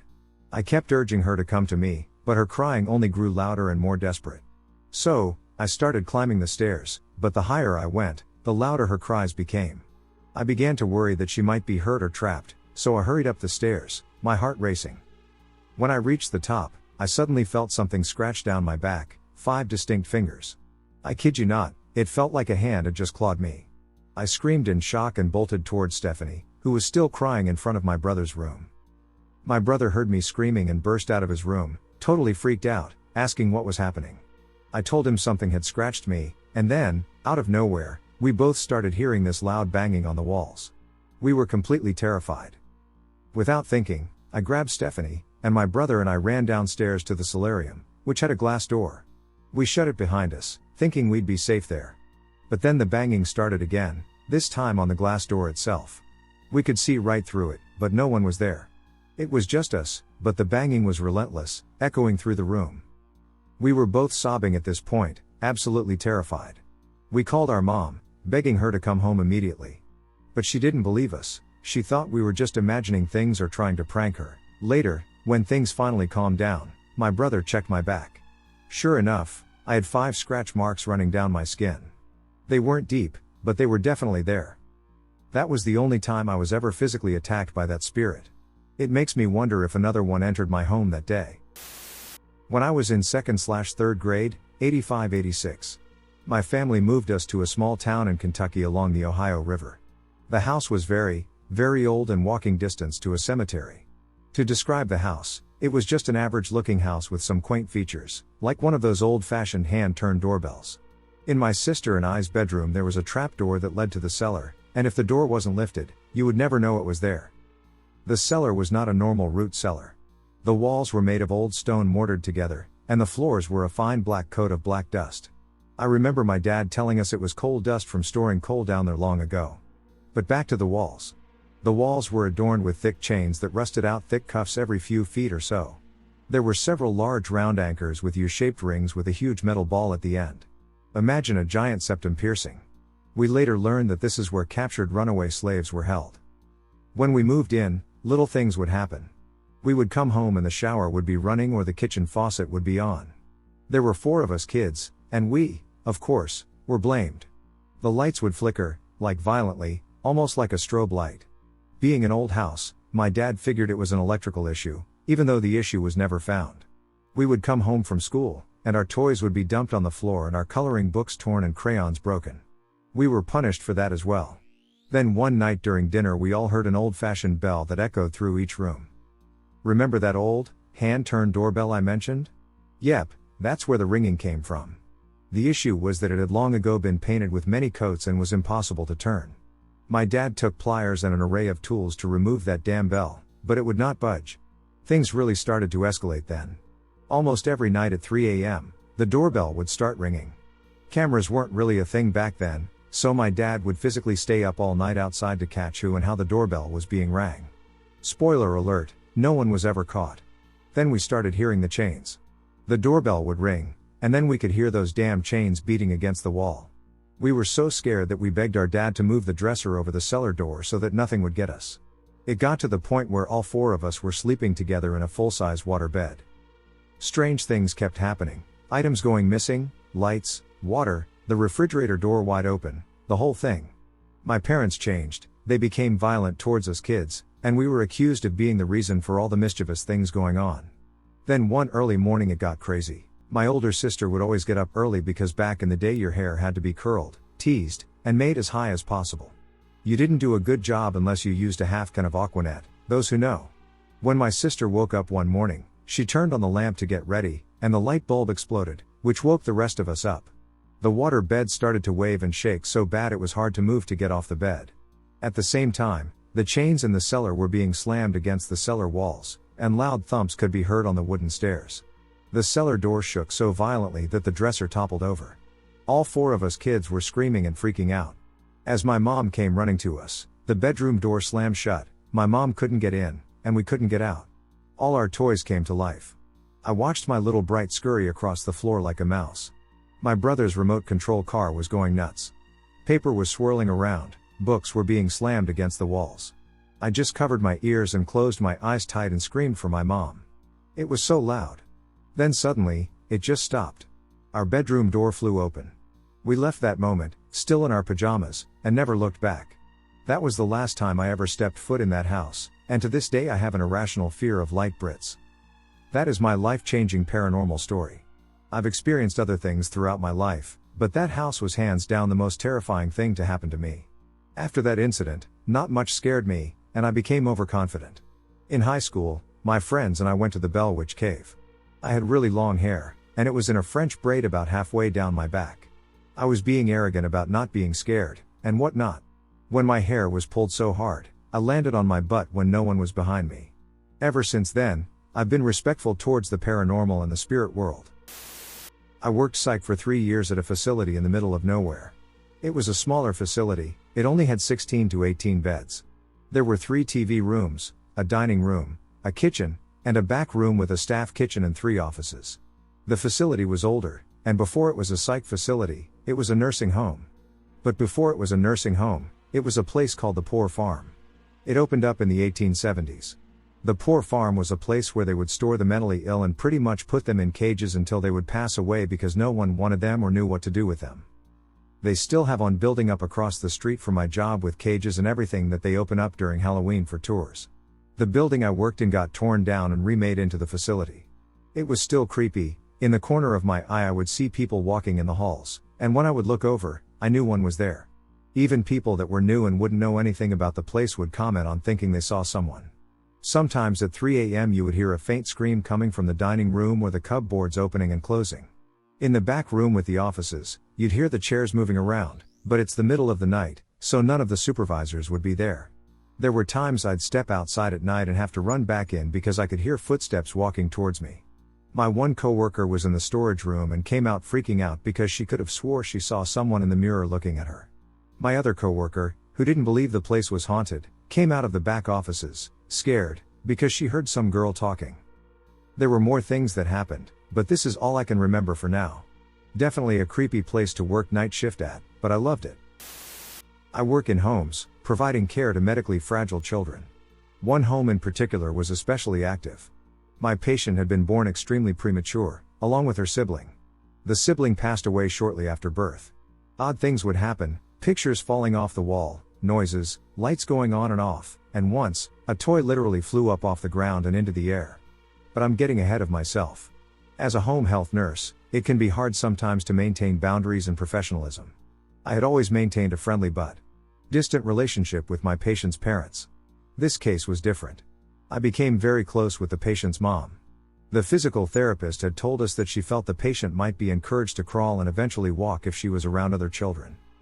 The family was pretty much alone in this state, and mom was quite lonely. My daughter was 2.5. I talked to my agency, and it was agreed that as long as I was off the clock, they were okay with my daughter playing with my patient. Now I should state that my daughter attracts the paranormal. I didn't really believe in ghosts or anything until I had her. She's creeping out her share of daycare workers by telling them that their mom, aunt, or dead dog missed them. I didn't really think about it though until one day I had my daughter at their house. I had left the living room to go pee. When I came back, my patient's mom's face was white as a sheet. I asked her what was wrong. She told me that my daughter had asked her, what happened to the patient's name's brother. I had certainly not told my daughter or anyone about the fact that my patient had a deceased sibling. Another time my daughter was there and we were decorating the Christmas tree. My daughter reached into a box and pulled out a bear in a winter outfit. I had never seen it before. My patient's mom got weird and told my daughter to put it down and stated that that bear isn't yours. My daughter then matter-of-factly replied, "Oh, I know. It's that little girl's. She's so lonely." My patient's mom became extremely emotional. Apparently, there had been a previous pregnancy, before my patient's birth, that resulted in a stillborn girl. And that bear. My patient's mom and dad had made it build a bear while she was still pregnant. My daughter loved going over there. We would plan sleepovers, etc. I think at first it freaked the patient's mom out, but then it was comforting in a way. But then, things got weird. I mentioned the toy that flew off the floor and across the room. That happened one night when my daughter got picked up by her dad from my patient's house. The minute the door closed, toys started lighting up and singing, and a toy microphone literally flew up off the floor and across the room. Then, it followed us home. Toys are lit up. Strange voices from nowhere during the night. A baby was crying through our monitor, but no one was awake in our home. Stomping up and down our hallways. My husband thought I was bonkers. Until he was in the house one night. The family had gone on vacation, and we were taking care of the dogs and plants for them. He literally heard kids laughing and saw shadows running up and down the hallway. He was freaked out. Other people in the home have experienced it too. I no longer work there. And whatever it is, now happily resides in our home, running up and down our hallways. Flooding our guest bathroom. If someone else told me this story, I'd call them a liar. But it's 100% true. My father, mother, and I make frequent trips to the Smoky Mountains and stay in the cabins they have near Pigeon Forge. However, this particular trip still haunts me to this day. About 8 years ago, we stayed in a cabin that had an alarm system. It was already dark outside when we reached the cabin and got settled in. We woke up and thought we should watch a movie together. While we were watching the movie, the security system alarm went off. The alarm only was to go off if a door was opened. We checked the cabin top to bottom to find nothing out of the ordinary. The next morning we called the company that rented the cabin to us to have them check out the alarm system. Someone came and checked out the system and said that he has been called out to our cabin multiple times within the past month with the same problem. Since it's only the first day at the cabin, I am already feeling a little creeped out. I notice that there is a book on the table that guests can sign and talk about how much they love the cabin. As I was reading more and more stories, I noticed that many of them mentioned feeling unsafe, and some even mentioned that they found wet footprints on the deck where the hot tub is. I told my family about these stories, and they said they were just trying to tell scary stories and get other guests spooked. I concur with her statement and proceed with our day. The same night, we go to bed like normal. My father slept in the basement of the cabin, I slept on the main floor beside the kitchen, and my mother slept on the top floor. My dad snores so loud that we all sleep far away from each other, including my mom. It was about 2 a.m. in the morning when I was woken up by the fridge door closing. I looked at the bright light from the fridge that was pouring into my room from the crack underneath my closed bedroom door. I noticed that the light would come and go as the fridge door seemed to continue to open and close. I assumed it was one of my parents leaning against the fridge door, trying to decide what they wanted to eat for a late snack. However, I felt weird and didn't even consider getting out of bed to join in on the snack. The fridge light disappeared slowly, and I heard footsteps walk away from my bedroom and head in the direction of the steps to go up to my mom's room. The footsteps seemed to stop for a second, then start the trip up the stairs. All of a sudden they stopped. I assumed that it was my mother, and she made it to her room, so I fell back asleep. The next morning I wake up and go directly to my mom and ask what she decided to eat last night. She looked at me and asked, "What?" I told her that I thought she was at the fridge last night opening and closing the fridge because I heard her go back upstairs after a while around 2 a.m. She looked at me and said, "I thought that was you. At this time in my life, I was known to sleepwalk every now and then. I saw you standing at the top of the stairs last night around that time. I assumed you were sleepwalking because you looked at me and went back downstairs. So at this point, I start to freak out and become sick to my stomach."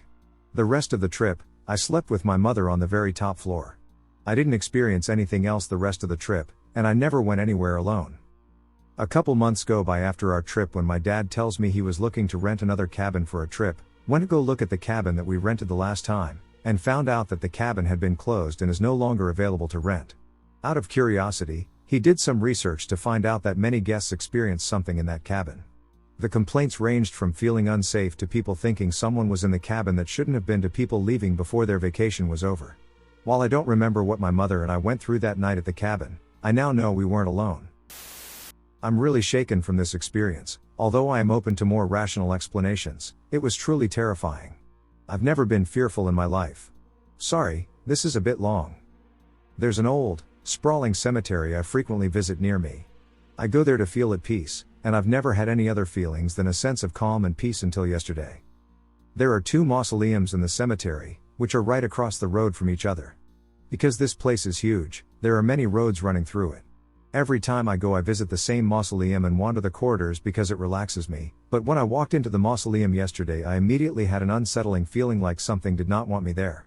I've never felt this before, so it was strange and upsetting to me, but I didn't want to risk upsetting any spirits, so I left without exploring. I decided to go into the mausoleum across the road, as I hadn't been in there before.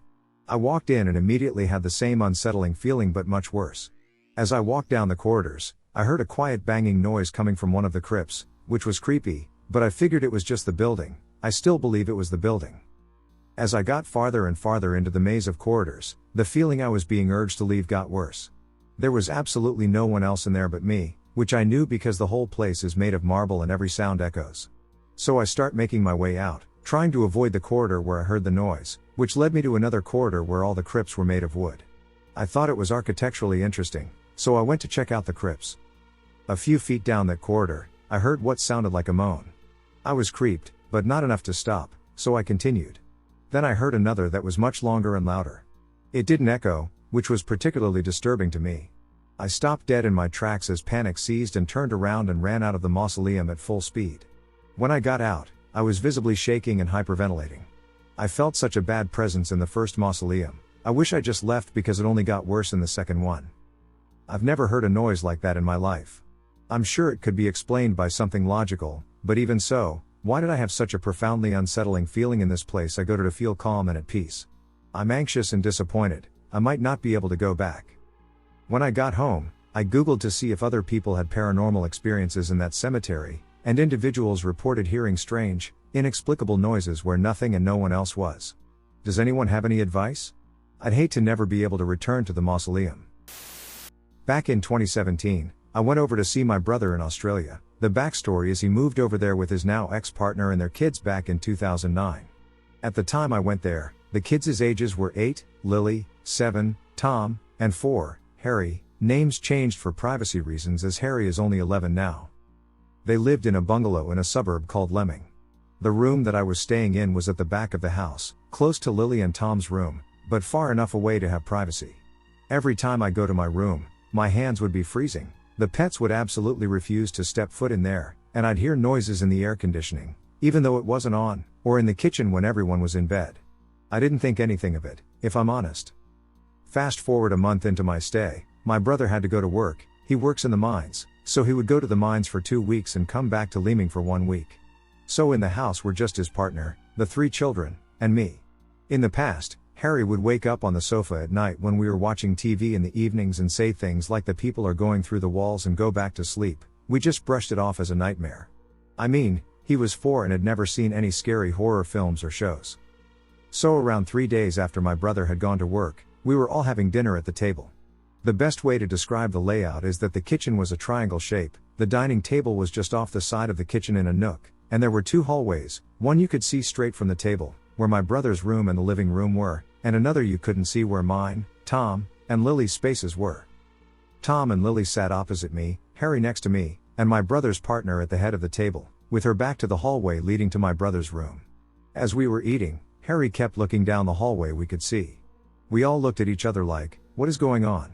Suddenly Harry starts crying and shaking and climbs onto his mom's lap. However, as he is there, he keeps looking over her shoulder at the hallway and progressively gets worse. Suddenly he points to the hallway and shouts through his tears, "The people are coming." Instantly, his mom got up with him in her arms and ran through that hallway to my brother's room, leaving me, Lily, and Tom. At the time I was 17, what was I meant to do against people I couldn't see? The kids were terrified, so they ran to me, and I tried to put the table between me and the kids. Obviously, if these ghosts wanted to do something, a table wasn't going to stop them, so after what felt like minutes but were probably seconds, I grabbed both Lily and Tom and ran to where my brother's partner and Harry went. Once we were in my brother's room, we were shaken up, it was freaking terrifying. That night we all stayed in my brother's room, all 5 of us. No way was I sleeping by myself after that. Then I started researching psychics and house cleanses. The works because we all know bad ghosts feed off fear, and let me tell you, it would have been a frenzy for them in the house. After a while, I found a lady who did them and arranged for her to come and clean the hell out of that house. My brother didn't believe us, and he, his partner, and I all agreed not to tell the kids what this woman was doing there. So the day comes by, the brother is back, and the woman comes to the house. We take the kids to the park while she does her stuff. However, this woman also live streams her cleanses and talks to the ghosts with all those gadgets they use. So you bet while we were at the park I was watching that live stream. As she goes through the house, she uses a spirit box and asks questions. I don't remember everything said, however, I'll never forget this bit. As she gets to my room, she says out loud, "What do you want?" And you can hear clear as day the spirit box saying, "The boy." I swear I nearly peed my pants. She thoroughly goes through the house and cleanses. Sage, salt on the windowsills, the works. Once it was all done, we went back to the house. As soon as we walked in the door, Harry looked around and said, "The people are gone." We never told him what was happening, but he knew. As soon as the lady left, my room wasn't freezing. The pets would come in, and all was well. However, as the lady was leaving, she said to my brother, "Don't bring any rocks back next time." You see, my brother used to bring Lily, Tom, and Harry red rocks back from the mines as presents. The land my brother was working on was Aboriginal land, and some of the rocks had spirits attached to them. One of them we were informed was a witch doctor who trapped other spirits in our house. This was the one who wanted Harry. We never told this lady about the rocks, and they were hidden in the kids' wardrobe, so finding out she knew made our blood run cold. After all this, my brother and his partner broke the lease on the house and moved. All was well after that. But I'll always remember never to bring rocks to my house, as you never know what you're inviting home. This happened to me when I was in my early teens, around 13 or 14 years old. I am 21 now, so this happened quite a while ago, and some of the details are a little fuzzy, so bear with me. For context, I grew up in a family with one older brother, let's call him Luke for anonymity. He is 3 years older than me, which means he was around 16 or 17 at the time of this story. We lived in an average looking house with an upstairs and a basement, nothing special. Now, I don't know if this was just our imaginations at play or if unexplainable things really were going on. Luke and I often saw things around our house that weren't supposed to be there, specifically ghostly looking people and shadow figures. For instance, Luke often saw an old woman sitting in the rocking chair in our living room before disappearing into thin air, and we would both report seeing shadow figures out of the corners of our eyes. It was worst in the basement, so we often avoided going down there alone. Something about the atmosphere down there gave me chills, as if we weren't alone. I should also note that none of us had or has any mental health problems. We would tell our parents about the things we would see, but they would often brush it off, believing it to simply be our imaginations. Honestly, I didn't blame them. For the longest time, I believed that it really was our imaginations and that Luke's and my fears were feeding off of one another's. However, on this one particular night, I know what I saw, plain and clear. This was not my imagination. Previously, the things we would see made very quick appearances, disappearing rather quickly, to the point that had me questioning if I had really just seen that. However, this night was different. My family and I had just sat down to watch a movie together. We did this often on the weekends. Anyway, before we started the movie, I got up to go to my room to grab something, I don't remember what. My room was just down the hall from the living room we would be watching the movie in, and when I opened my bedroom door and walked a few feet in my room, I stopped dead in my tracks. Standing in the middle of the room, looking directly at me, it wasn't like a solid person, it was more like a ghostly apparition. You could tell it wasn't a real person. She was just standing there, looking at me with this wide grin, unblinking, unmoving. I remember being absolutely frozen in fear. I couldn't even scream. I was looking at an apparition of myself. She was wearing the same clothes I was at that moment, and everything about her looked just like me. I'm not sure exactly how much time passed, it must have been only a few seconds but felt like several minutes when, out of nowhere, this apparition ran towards me, breaking the several feet of distance we had between us. At this point I had gained control of myself again and began turning away, about to run, but she reached me very quickly, and instead of stopping, she ran right through me. I spun around, and she was gone. At this point, I just sped out of my room and shut the door, not even grabbing whatever it was I had gone in there for. I didn't even say anything to my parents or brother, I just sat down on the couch as they played the movie. You can bet I didn't pay a single ounce of attention to that movie, though. I was just petrified the whole time.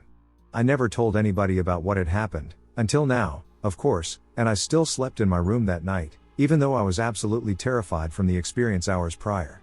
For a while after that night, I was always terrified of my room, and I always kept my door open when I was in there for a long time after. I was terrified I would see that apparition of myself again. Eventually, however, I tried my best to forget about the experience. It never happened again, so I figured I could finally tuck the encounter into the back of my mind. Since that experience, I've been fascinated with the paranormal, albeit still a little scared of all things paranormal, but fascinated nonetheless. It wasn't until recently that I was listening to one of the earlier videos on this channel. Some of the stories were about doppelgangers, and the stories had me thinking about my own experience. I had never thought of what I saw to be my doppelganger, but I've been doing some research recently and am wondering if I really did see my doppelganger. If any of you have any idea what I could have seen, I would love to hear your thoughts. My parents still live in that house, and on the occasions that I do come home from college, I still have that room to myself. So although what I saw that night will always remain uncertain to me, one thing that will always be certain is that I will never feel 100% at ease when I'm in that room ever again. I was about 19 or 20, in college, and still living at my parents' house. They were on vacation, and I had gone to a gathering at a group house where a bunch of my friends lived. I brought our family dog with me because she was super laid back, and it was a small group of people hanging out. It got pretty late, and I didn't feel like driving back to my parents' house, so I crashed on the couch, as did my dog at my feet. I was exhausted and fell asleep pretty quickly. I was awakened by snarling and growling, and I sat up quickly when I realized it was my very sweet lab mix. She was standing, her lips curled back, and her hackles totally up. My eyes went to what she was snarling at, and my entire body cemented in fear. On the coffee table was a green, glowing mass, about 2 feet wide and 3 feet high. My first bizarre thought was that it looked like the Slimer character from Ghostbusters, except that it had no discernible features. It was emitting what sounded like an electronic pulse, almost like the loud hum of a refrigerator, but it was pulsing over and over again, like whoom, whoom. Each time it pulsed, a light inside of this thing would brighten, then dim, then brighten, then dim, in time with the pulse. It felt like it was breathing. It was bright green in color, not a natural green, but almost a neon color, like antifreeze. I grabbed my pup's collar and held her back, because she was going nuts and straining for this thing.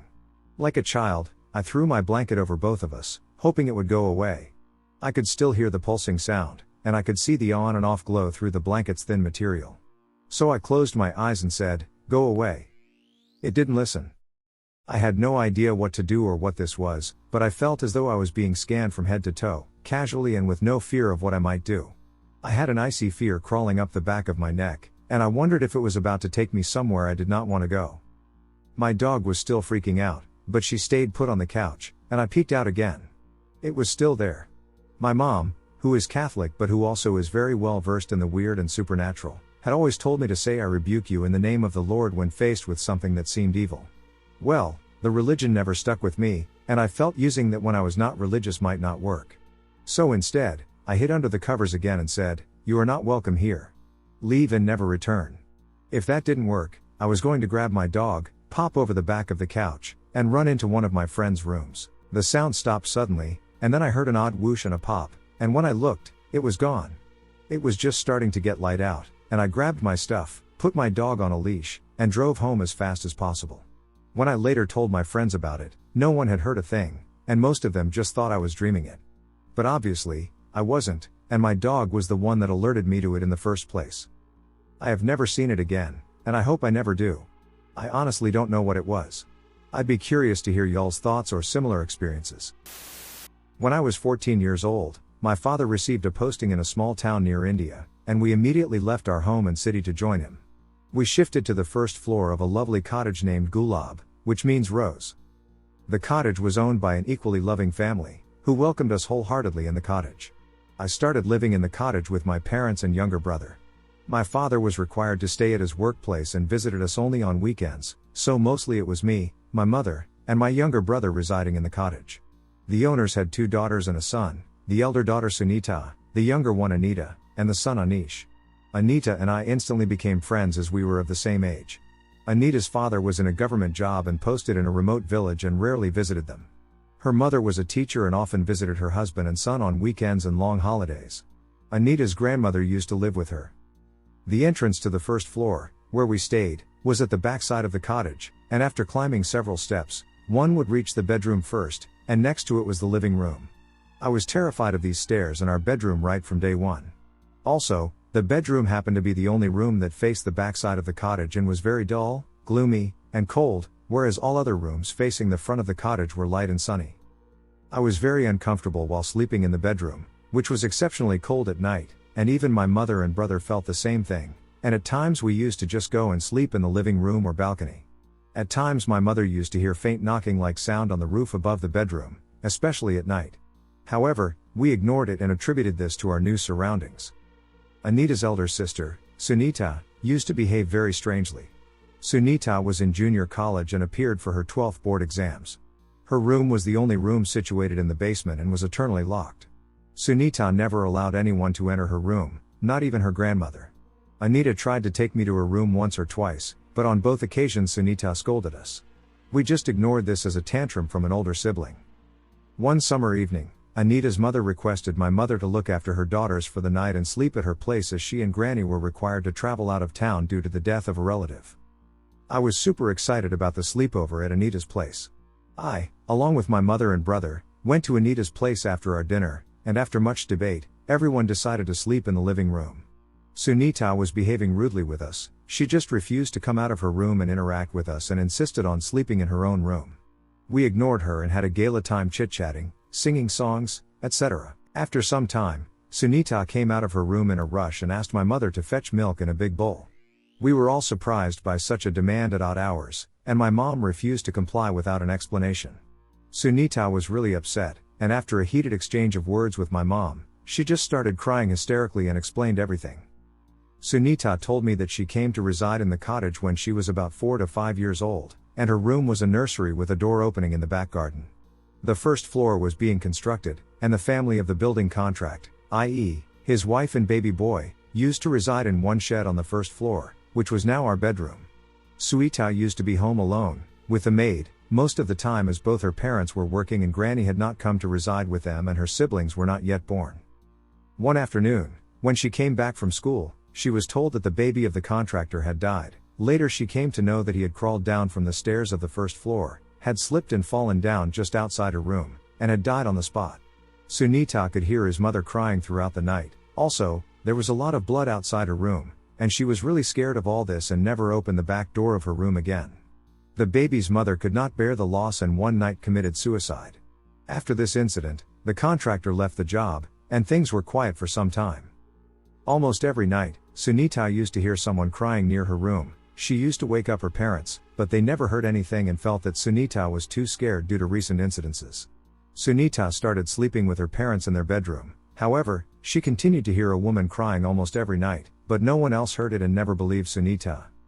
During this time, Anita was born. Granny came to stay with them, and Sunita started sleeping in her room with Granny. One night she just opened her eyes and saw a woman with a child standing at the foot of her bed and repeatedly kept on asking for milk.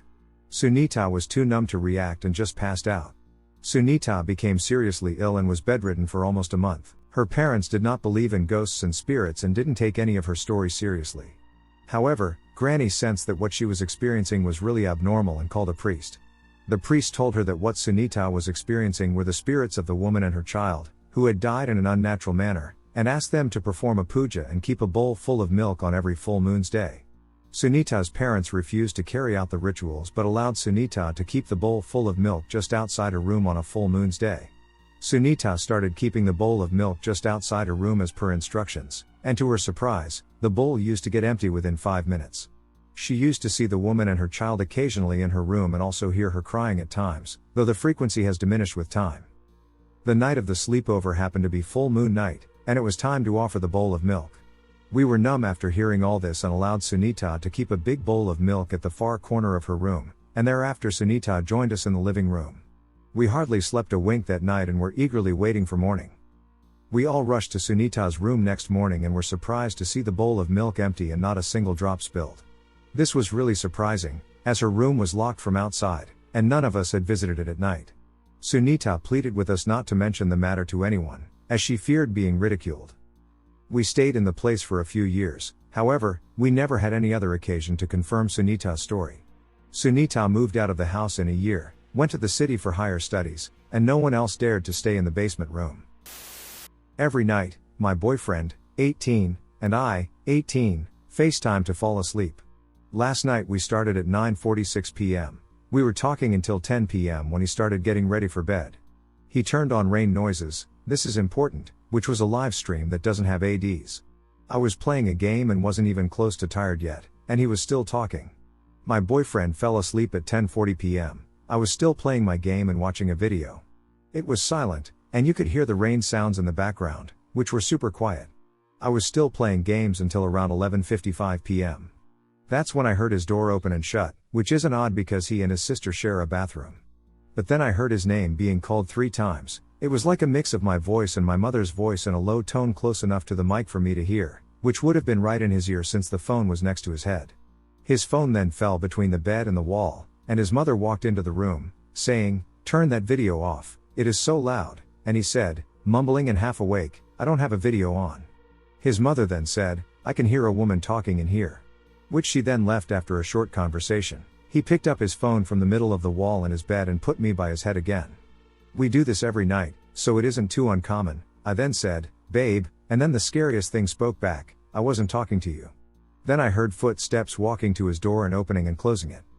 I didn't know what it was. I thought it was his TV at first too, but then I remembered that lives don't have ads. So I just said in my head, could it be paranormal? Then I started to get ready for bed. I turned off the lights and put on my skincare products. I have a sleeping mask for when I sleep because of my TV, and I kept having to pull it up because I was scared someone was watching me. My boyfriend has had these things happen before, but not voices. I've heard walking in his room and shutting doors, which is 85% of the time his sister, so things are not malevolent. Sometimes spirits are curious, and I never mind it. It never feels bad, but this was scary. It was human-like and gave me chills. I'm a very open person, and I need to know what this could be. We live in a suburb of Ohio, and it is in the northern part. So I would think this would be something spiritual, but I don't know. Any suggestions? My boyfriend wanted me to share, asking for help and seeing if we could figure it out. When I was growing up in Kahanapali/Kahana/Lahaina, about a third of the families we met had ghost stories. My dad described the curtain/veil as being thin in Hawaii. There is a very strong presence of paranormal activity and hauntings, in our experience. My family and I moved into a brand new home in Kahana. It was a beautiful home, complete with a wraparound porch at the end of a courtyard. The first night we had moved in, we were sitting around the kitchen counter eating dinner. We heard 3 knocks on the back door window. My dad said it was just a gecko. It happened again a few minutes later. The house was situated in the very back corner of the courtyard. There was a tiny backyard surrounded by a cyclone fence. On the other side of the fence was wild brush and bushes that went on for a couple hundred yards. As time went on, you would start to feel less and less comfortable being near or close to this section of the house. My bedroom was upstairs, located directly in this corner. I was the only person who slept up there in this section/corner of the house. Things started slowly, primarily with growing discomfort. You'd feel like something bad was in the room with you and that you had to get out. Little things started to happen. I'd go to the bathroom and come back to my room to find the TV or the radio turned on to a white noise station in. The mirror in the bathroom was angled in a way that I could see into my bedroom window when brushing my teeth. I was brushing my teeth one night and noticed what appeared to be the silhouette of a person standing in front of the blinds in my bedroom. It moved to the side and disappeared. Another night brushing my teeth, I heard a loud snort behind me. The next morning I woke up and went downstairs to get ready for school. My parents were staring at me, asking what had happened to my face. I went to the mirror and found a long, small scratch across my face. I noticed scratches on my neck, took off my shirt, and found more scratches on my chest. That was the last night I ever slept in that room. For the next couple of years, I slept on the couch in the living room. Luckily this couch was pretty close to my parents and my young siblings. I'd lay awake for hours trying to fall asleep most nights. Every morning at 1 a.m., I'd see and hear my 2 siblings slipping out of bed as quietly as they could. As soon as they hit the ground, they'd race to my parents' bedroom to sleep in their beds. My little sister and I both developed sleep paralysis while sleeping in this house. When sleeping on the couch, I'd wake up with an aura of blue light floating above me, unable to move. I still have sleep paralysis, but haven't had a similar experience since we left. The house was on stilts because it was in a flood zone. It was around 4 off the ground and surrounded with lattice. I'd take my dog out every night before bed. Every single night, she would sit there and start growling at the lattice until I picked her up and brought her inside. One morning around 5 a.m., my dad was getting ready for work. He heard someone calling his name from that horrible back corner of the house. He walked around the house, and nobody was awake. He stated the voice sounded like my mom but was off and electronic sounding. The same exact thing happened to my mom a few weeks later, but in my dad's voice. One day, our housemaid was alone, cleaning our house. She went upstairs and made my bed. She came back upstairs and found footprints across the freshly made bed. She dropped the basket of laundry and ran out of the house and refused to ever come back. After living there for a while and meeting the neighbors, it turned out we were far from the only people in the neighborhood to have these types of experiences. Half of the families we talked to had similar experiences to ours. The house was just a 2-minute walk from the beach and was supposed to be the site of an ancient Hawaiian village. Later on, a pig farm and slaughterhouse were built right where our house now stood. This helped explain the snorting noises a bit. That's my story. I'm still traumatized about this, almost 2 decades later. Anytime I sleep in a new place, I can't sleep for a night or 2 as I'm so worried about the place being haunted. I haven't had a single paranormal experience since we moved. I have had countless other second-hand experiences, including some even crazier ones from my dad at his old business. This is my story. I'd love to hear yours. This didn't happen to me, it happened to my father back in Mexico. Oaxaca. My father is a very spiritual person, and he believes in a lot of stuff. Well, let's get to it. My father, who was a lover of beer and liquor just as anyone else, was partying with some of his fellow friends in a far town that is pretty far from where he lives. It was around 2 a.m. when he decided to go home buzzed, and out of his mind he decided to walk home, which was a little pueblo called San Juan Chilateca. The place where he was at the main city of Oaxaca. Anyone who knows Oaxaca knows that pueblos aren't a 5-minute walk. Walking usually takes hours to get to a pueblo. Well, on his way home, all buzzed and laughing at jokes or comments he remembers, something got him off guard, a horse coming from the direction he was going. This horse was white, and it made that gesture that normally horses make when they're about to run. They get on their 2 back feet and move their 2 front feet in the air.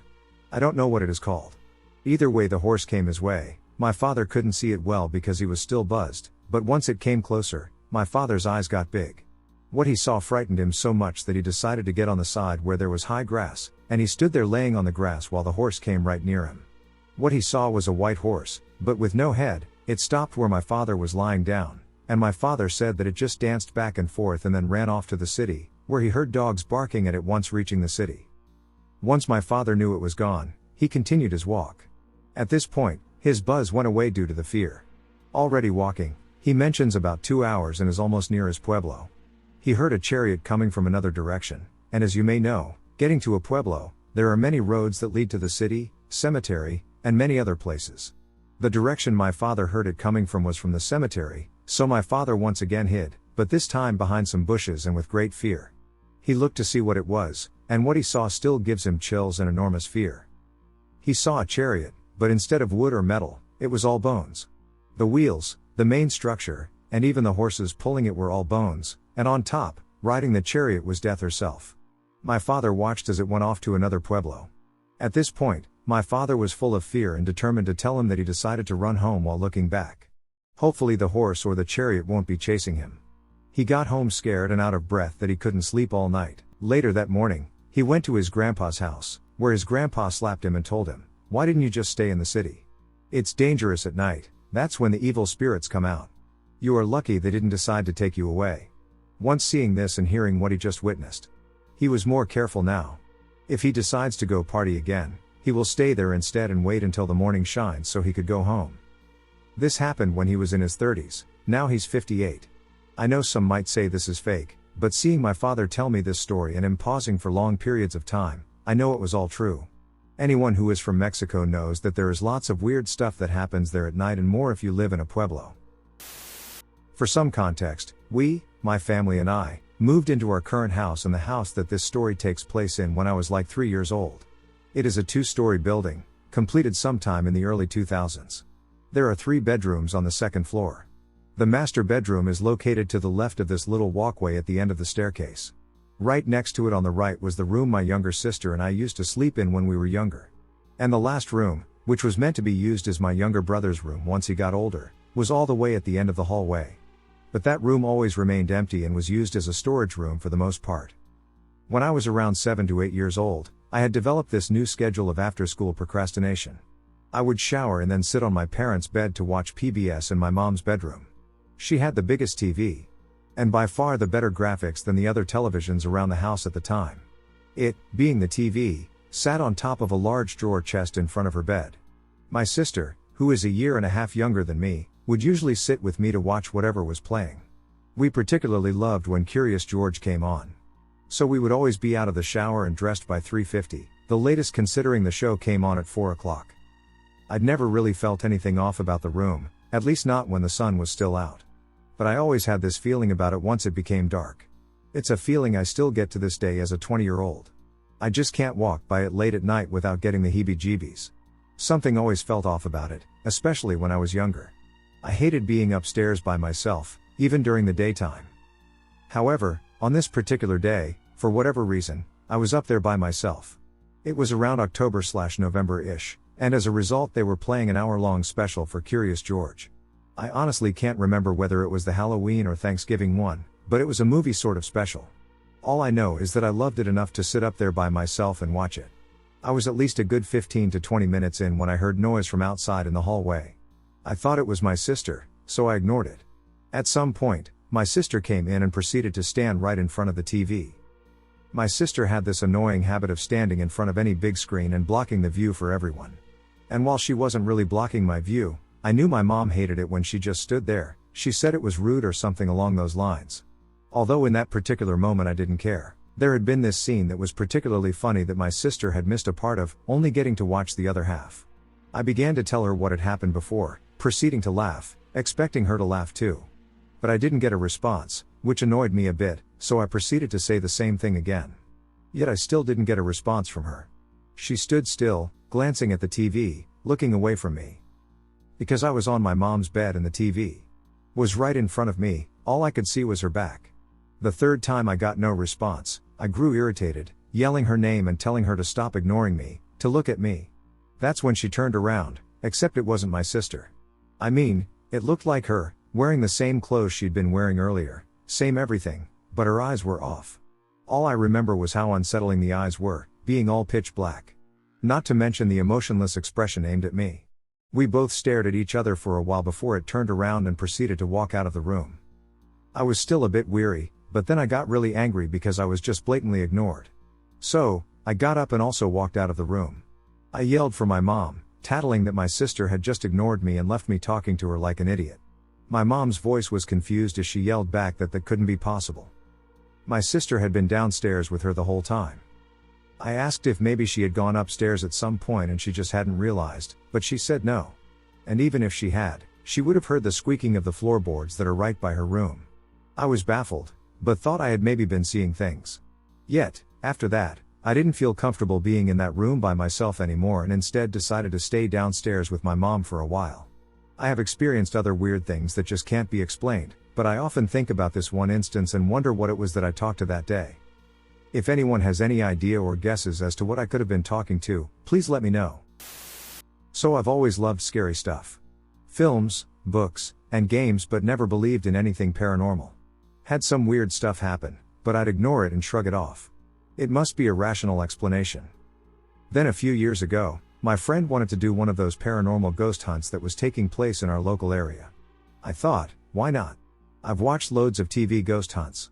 Will probably be fun. And it was, for the most part. The building we went to had a really horrible history, but there was a big, roaring fire and comfy seats, and the atmosphere was cozy rather than scary. They even fed us loads of tasty food.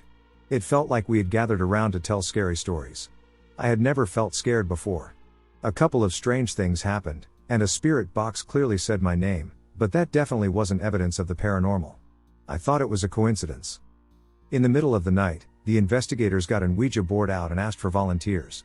My friend and another person in the group wanted to do it, so I decided to join in too. It started spelling out words almost immediately, and I didn't pay much attention to what it said because I was so focused on watching the other two to catch them out moving the pointer. I wasn't moving it, so obviously it was one of them. Except I was paying such close attention I realized there were times only my finger was touching the pointer and it still moved. I didn't understand how and asked to look at the board at the end because I was convinced there must be magnets or something. As soon as it was done, out of nowhere I realized I was really tired. Just totally exhausted. One of the people in charge of the group who said he was a psychic seemed really concerned, and I had to reassure him I just wasn't used to being up at that hour. I'd been up since before 6 a.m., and it was now 4 Amish, so I just wanted my bed and chose to leave early. I got home, gave my dog some attention, and went to sleep. The next morning I heard some weird noises that seemed to be coming from the door when I was in the bathroom.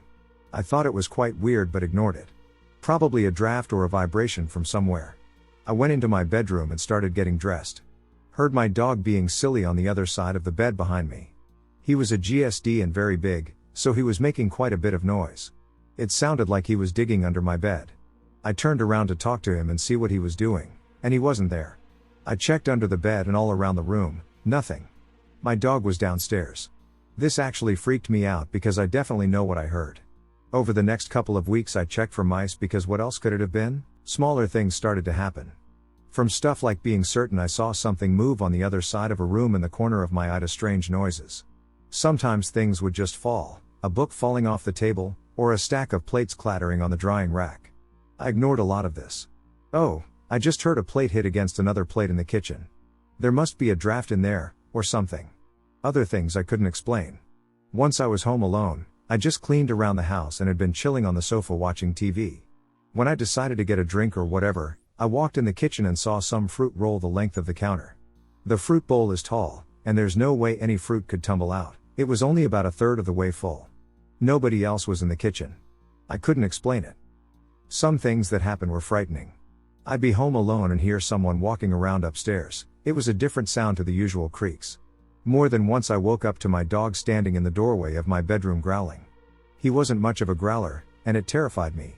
I'd go check expecting an intruder. The worst thing by far that happened was the last weekend morning, really bright and sunny.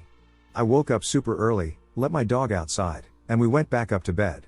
I had a coffee and a book and was just planning on chilling out for a bit. After a bit, my boy jumped off the bed and looked out of the bedroom doorway, then just laid down, so I went back to my coffee and book. Then out of nowhere there was the loudest crash that came from the loft. I jumped, and my dog jumped up, and then it sounded like something was falling down the loft staircase. There was noise of people running up and down the stairs, and it's like all hell broke loose. I could have sworn there were at least 20 people up there, throwing things as hard as they could off the floor and walls, kicking things, and running around like crazy. I could hear things smashing. It went on for a while as well. I was absolutely terrified. I could have sworn there were people up there. I heard running on the stairs but couldn't see anyone. When it stopped, neither of us dared move. I didn't take my eyes off the stairs and eventually went up with my phone, ready to call emergency services, but there was nobody there and nothing was out of place. I've got no explanation. I shared online, and someone reached out. He told me to ignore it as best as I could, and it would go away. It did, and this was years ago. I'm in the same house though and recently had a few weird experiences happen that's left me feeling unsure. Not really sure why I've typed all that up, really. I read somewhere that weird experiences can restart at any time, and that really freaks me out. Has anyone else had a long break and things start up again? The stuff that happened before doesn't even seem real. Okay, so I never really believed in supernatural stuff, TBH, but now I do. My cousin was overstaying, and we were really bored at night, so we thought it would be a good idea to seek out and go on our bikes. When we were out, we went to this park, which is located in the middle of a forest. Now that I look back, yeah, I know it was dumb. After sitting on the swing, we decided to leave, and we started cycling on a path to get out. In the middle of the forest, I stopped to take a break. When I looked up, I saw someone walk past some trees in the distance. It was now 3 o'clock, so I was a bit confused but didn't think much of it. Right as we were about to leave, I took out my phone to show my cousin a funny video. About halfway through, it started hearing this weird noise, but I didn't look for some reason, and I noticed my cousin wasn't looking at the video, so I looked up at him, and his face was so pale. He's normally really tan. I see him looking at where we saw the person and the noise was coming from, and I look up to see this tall silhouette in the distance. It had 4 legs and was a really weird shape. It started leaping side to side, but so how was it also moving towards us?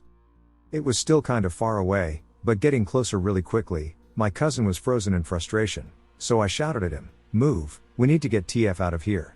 We both stared, cycling away, but it was following us until we got to the main road where there was light. We went home, straight away, and agreed not to tell anyone as they wouldn't believe us, but I spoke to him again, and he said I could share it here. My theory is it was some sort of shapeshifter, as we saw a normal person head in that direction before it came out. If someone thinks they know what it is, please tell me. A woman in all black was feeding off of my parents when they were addicted to meth. I had an okay childhood, up until my mother met my late stepdad. She ended up getting into drugs and toting me and my 2 siblings along with her while we were homeless, starving, and all they cared about was smoking more drugs. We ended up living in my stepdad's parents' RV for a bit because all we had was a car to sleep in. It was a 1990s model bus-looking RV, and it was a good 32 feet long. Now, I noticed things attached to my parents before, but we've never lived somewhere like that RV before. It was parked behind stepdad's parents' house this entire time. The parents were too high to actually perceive what was going on, but us kids started to notice small things. I will highlight the most spooky, in my opinion, or most occurring situations on a list. 1. My stepdad decided to take a kitten offered by a hobo downtown one day. He was a good cat and loved us. He lived in the RV with us but did not like it. He hated it and would scream until we let him out. We would come home after school and find our cat in one of the many cupboards the RV had. If you've never been in an RV before, the cupboards have a safety feature on the handle where you have to pinch the handle to release the door, in case your stuff goes flying while you're driving it. It was hard for us to open as kids, and the parents were never home, and no matter how high they weren't the type to duck with animals.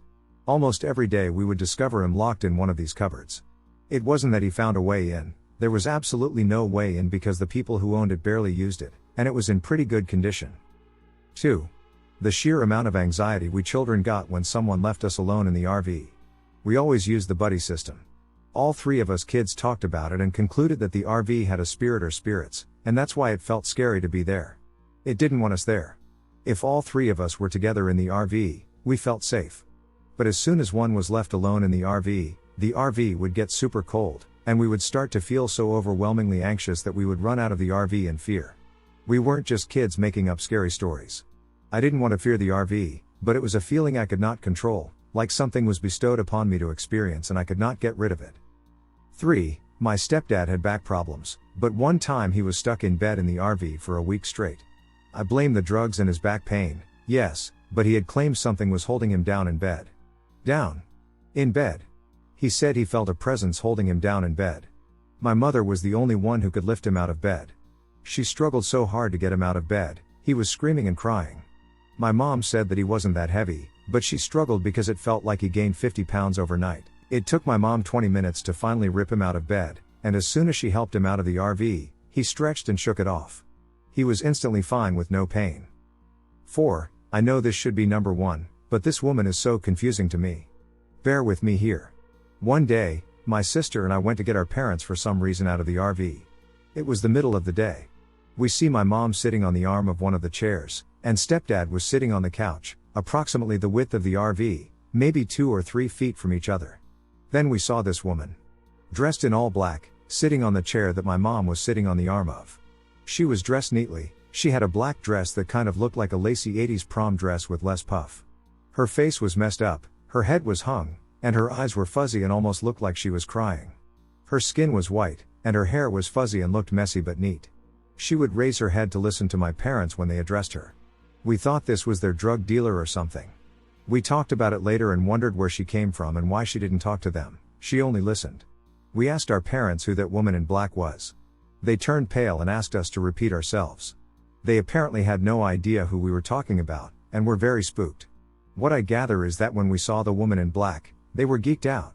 You know when tweakers start talking to themselves, or when it seems as though they're talking to someone who clearly isn't there. They were talking very fast when this lady was there and were rocking back and forth.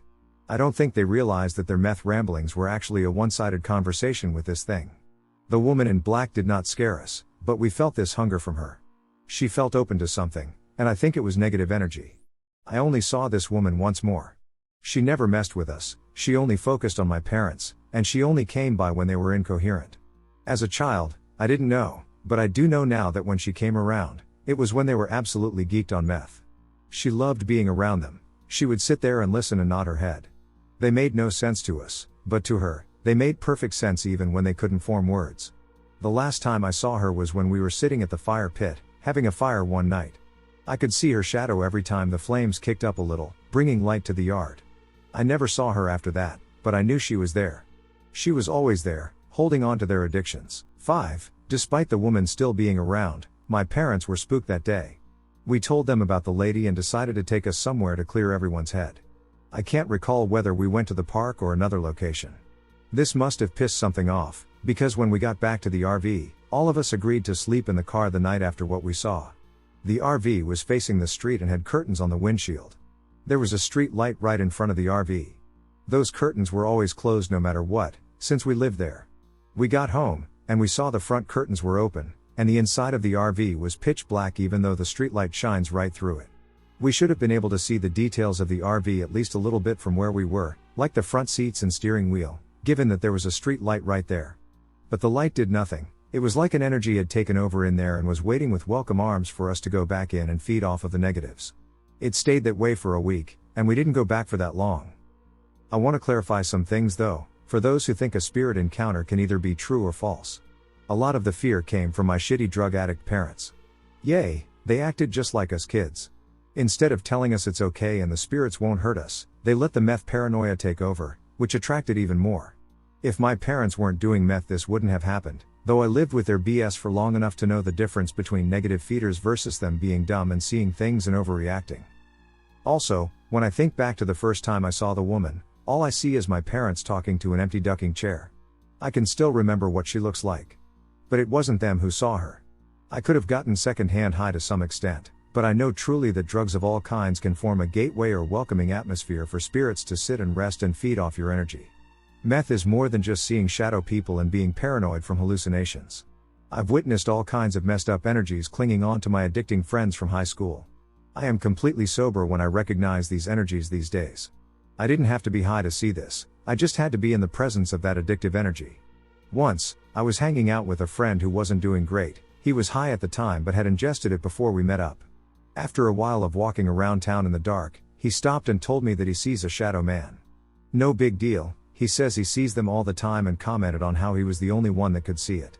I told him no, I can see it. It's waking towards us, right? I can't imagine having so many shared hallucinations with people. It all started last summer, around July. It was late at night, 3 a.m. or so, and I was just laying in bed looking at some videos when I started to hear screams that I can only describe as absolutely terrifying. It was like a newborn, a woman, a dog, and a cow were all merged into one single creature, and said creature was having the worst time of his life. Seriously, that scream was of something I've never heard of displaying extreme pain and distress. This obviously got me all freaked out. I was just there trying to figure out what it was, thinking about every animal on this planet, but it was just different from everything. I live in northern Italy in an area full of fields and farms, but still pretty populated, so no big wild areas for anything unusual to live in. It all lasted a couple of minutes, or maybe a bit more, and it was loud. As the nights went by, it kept going. Maybe it would be all silent for nights, but then every one, and then boom. It came back, and a couple of times I even recorded it in messages I've sent to friends, and they all were like, dude, that thing is for sure an alien or a mutant or some shit monster. So yeah, I wasn't crazy, I wasn't hearing voices, and I wasn't so dumb to not recognize what a ducking cow sounds like, but having confirmed that it was something else got me even more concerned. It all gradually stopped during last fall, and for the entire winter I heard nothing strange, since like around 2 weeks ago, when I've heard it again, the same gut-wrenching scream, but I've overlooked it. Now, a bit of context, I live with my parents, and I've yet to get my driving license, so last Friday a friend of mine gave me a lift home, pulling up at the start of the road at around 2:30 a.m. after we went at a bar with a couple of other friends, so I had to walk like 500 meters to get to my house. He just dropped there because it's way quicker for him that way, and I wanted to smoke a cigarette and walk a bit. So I'm there, walking a poorly lit rural road later at night, just minding my own business, 100% sober, a bit lost in my thoughts, and careful looking at the road, since here drives have the bad habit to go double the speed limit even around corners, not caring if they run over someone, while all of a sudden, I see a strange red spot in the tall grass, about the size of a big dog, slowly moving parallel to the road. I can't see it very well since it's covered by the grass in the field, so I start walking a bit quicker to get closer, curious to see what it is. Then, I see it. That thing was huge, I guess around 4 to 5 meters long, crawling with his long ass arms and legs in the grass because reasons, skin pale red with a pretty skinny but still big body, overall looking like a big deformed human dog lizard hybrid but with neither scales nor hair. I've been looking at it for maybe 4 seconds, paralyzed, in complete disbelief and sweating bullets, when apparently I did some gasping of fear that it heard, so it just stopped, turned around to give one horrifying look at me, eyes growing like the ones of a cat in the night, and then it just got up on his legs and ran away, in the grass, ducking screaming like I've heard. It's pretty obvious that at that moment I bolted to my house screaming on top of my lungs like, seriously, Hussein. Bolt in comparison was nothing. I then got home, opened the door, sprint inside, and just stood there, doorway slightly open, looking outside, shaking like hell. I haven't had much sleep since then, I just keep thinking about that thing. I've never believed in anything supernatural, even though, to be honest, I'm pretty scared of aliens. I don't know why it has just been my irrational fear since I was young, but still. Now I don't know what to believe, and obviously I haven't told anyone. Everyone would just say that I was drunk or I'd, and I don't want to be seen like crazy. Years ago, during my teenage years, I was heavily into the paranormal, black magic, and demons, all things not really talked about. My parents were extremely religious, so I was never really exposed to this sort of thing, which is what made me become so fascinated. Anyways, I was experimenting with a few things at the time, and on occasion, I would see things. One thing that really stuck with me. I was asleep, taking an afternoon nap, and had an extremely strange dream. I can't remember the exact details of the dream, but it involved black magic. Anyway, I woke up quite abruptly. It was dark, but not too dark. This was not a case of sleep paralysis, as I was fully in control. Something was a few inches away from my face. It had huge eyes and was on the floor, slightly resembling a goblin, no blinking. Nothing. It was on the floor, but I didn't see its legs. I was processing this thing that watched me sleep for a good few seconds, and then I said nope out loud and grabbed the bedside lamp switch. The light came on, and it disappeared in front of me. I watched it simply disappear. This obviously shook me up, but I didn't feel like anything would come from this. I had no lingering negative feelings. I wasn't terrified. Instead, I was frantically searching all over the internet for some identification on this being. My search was unsuccessful for some time, Until I found a post. It was a picture with not much description. I remember it saying that this creature stalks children who dream of black magic. On the picture, the being had no legs and would only get around with his front 2 arms.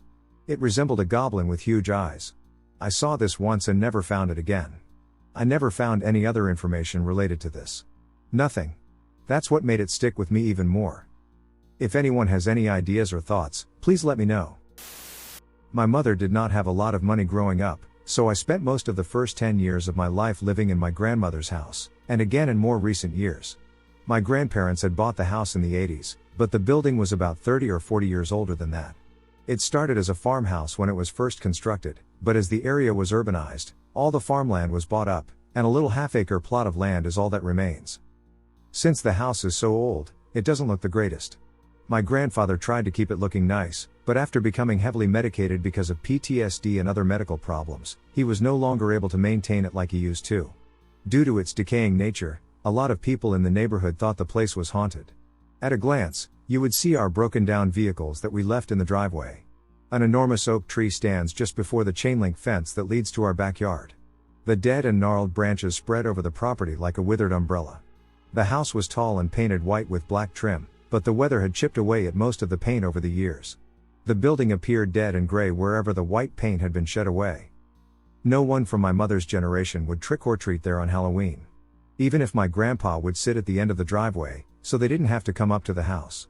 I, however, never once looked upon the house in a fearful way. Even today, I still feel at home in that decrepit fire hazard. Yet, there have been many times when this place hasn't felt so welcoming. I slept on the second floor in my mother's room. Usually with my mother, though eventually I did get my own bed. The room sat on the edge of the stairwell, and the wall between it and the stairs actually hadn't been part of the building's original design. My grandfather had put it in. Since my grandfather had done the entire wall on that side of the room, it wasn't perfectly built because of an odd angle that was part of the ceiling and wall. Because the wall was imperfect, the door wouldn't stay shut on its own and needed to be blocked with something or locked with a hook latch to keep it closed. The hook latch was often broken, and we weren't supposed to block the doorway, so my bedroom door remained open almost all the time. When I got my own bed, it sat right in front of the doorway, so I could peer out into the darkness from my bed perfectly. There were no windows in the hall, and although the streetlights lit my room decently at night, for some reason they could never illuminate past the doorframe. It was a wall of blackness that taunted me in my early childhood. I would stare at it for hours some nights till exhaustion put me to sleep. Then there were the footsteps. My aunt lived just down the hall, and she was a bit of a night owl. It was common for me to hear her go up and down the stairs at night, and I would tell her good night when she would return to her room and finally go to sleep. Yet there were nights when I'd wake up hearing the creaking of the stairs and look out into the darkness, waiting for her to reach the top. Only it would never happen. You could explain it away as being an old creaky house, yes. The floorboards were worn and broken. A couple of the stairs were busted too. I would tell myself over and over that it was just them making noises as the house shifted. I knew what a footstep on the stairs sounded like, though. I had been hearing it for years, living in that house. No matter who stepped on them, if there was any weight, they would groan and squeak in such a specific way. And every so often I would wake to the first step groaning under a soft footfall. There would be a short pause before the next step squeaked, as if the person was trying to be considerate of the people sleeping. Again, step by step, I would hear the feet ascend. Every second I spent staring at the pitch-black doorway, I prayed to God that it was my aunt going back to her room. The footsteps would get all the way to the top, and I would hear the landing right in front of my doorway give a very soft squeak like someone had finally come to a rest. Deafening silence would ring in my ears after that. There were two sounds I longed for and dreaded. The creak of the next floorboard leading to my aunt's or grandparents' room, the groan of the broken board sitting right in the threshold of my room, just at the foot of my bed. Each of those sounds played over and over in my head. My heart was racing as I prayed for it to be the former of the two. Sometimes my prayers were answered, and I'd get a brief flash of light as my aunt re-entered her room. But there were always those other times where silence was the only thing that I heard. My eyes were glued to a curtain of darkness. My mind was desperately trying to imagine something docile residing in those shadows. It's been quite a few years since I've lived in that house, but even as I grew older, the phantom footsteps would return every so often. Every time ending with no one at the top of the stairs. There were other odd things at that house. Pots and pans flying off shelves. Phantom animals that I chased through the house, thinking it was one of my aunt's cats. Even though her room was locked and they couldn't have gotten out. More recently, I was house sitting, and I heard the distinct sound of someone turning the doorknob on the back door. I had the door locked, so they couldn't enter without a key. So when no one tried to unlock the door, I quickly went to investigate, looking around the yard and in the driveway. There was no one around. I'm moving back to this old house in a few weeks to start a job closer to where my friends and girlfriend live.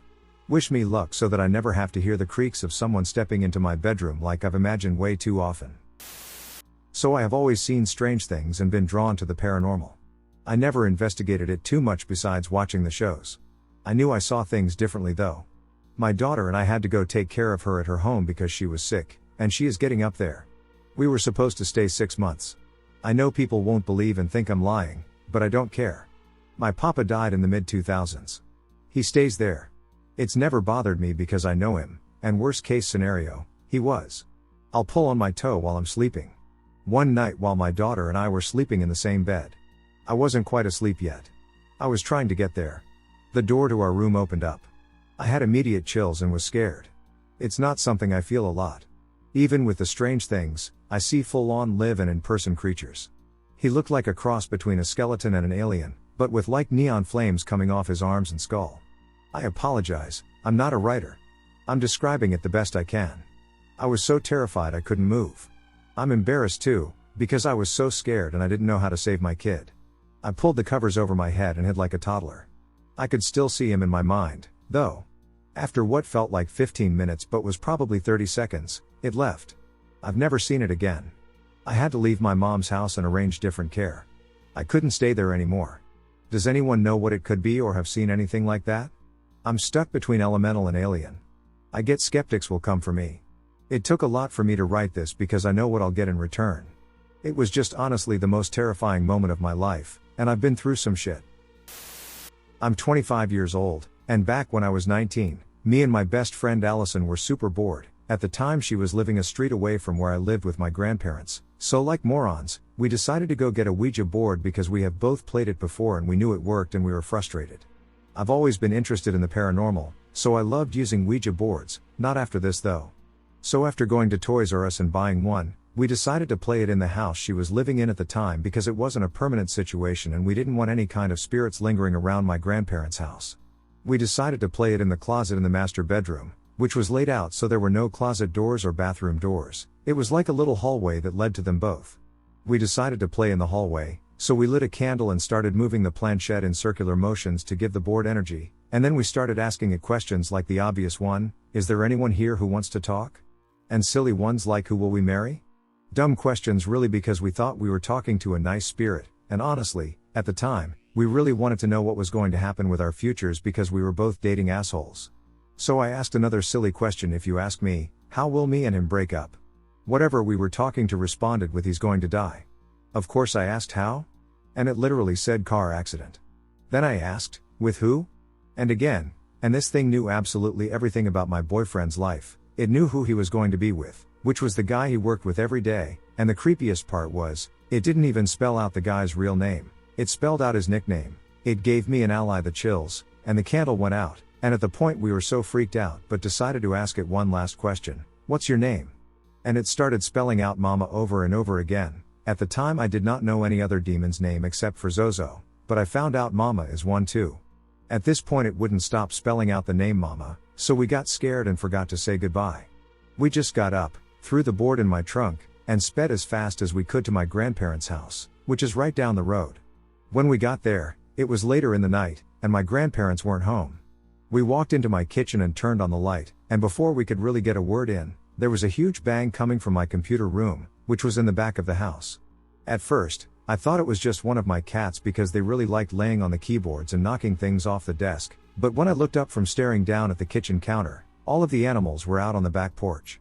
I made Ally come with me to look and see what the hell was back there because somehow I just knew it was not a person in my house. I don't even think I thought of that scenario honestly. When we finally opened up the door, the keyboards were on the floor, a bunch of papers, and my grandpa's office phone, and all you could hear was the dial tone, like the AA. I immediately picked up the phone and cleaned everything up, and we booked it out of my house and left for her mom's house. About 3 weeks go by and I've been at home with my grandparents, and throughout the 3 weeks it was eerie and I felt scared, like something was always watching me. I didn't really like being home alone anymore, especially after what happened that one night.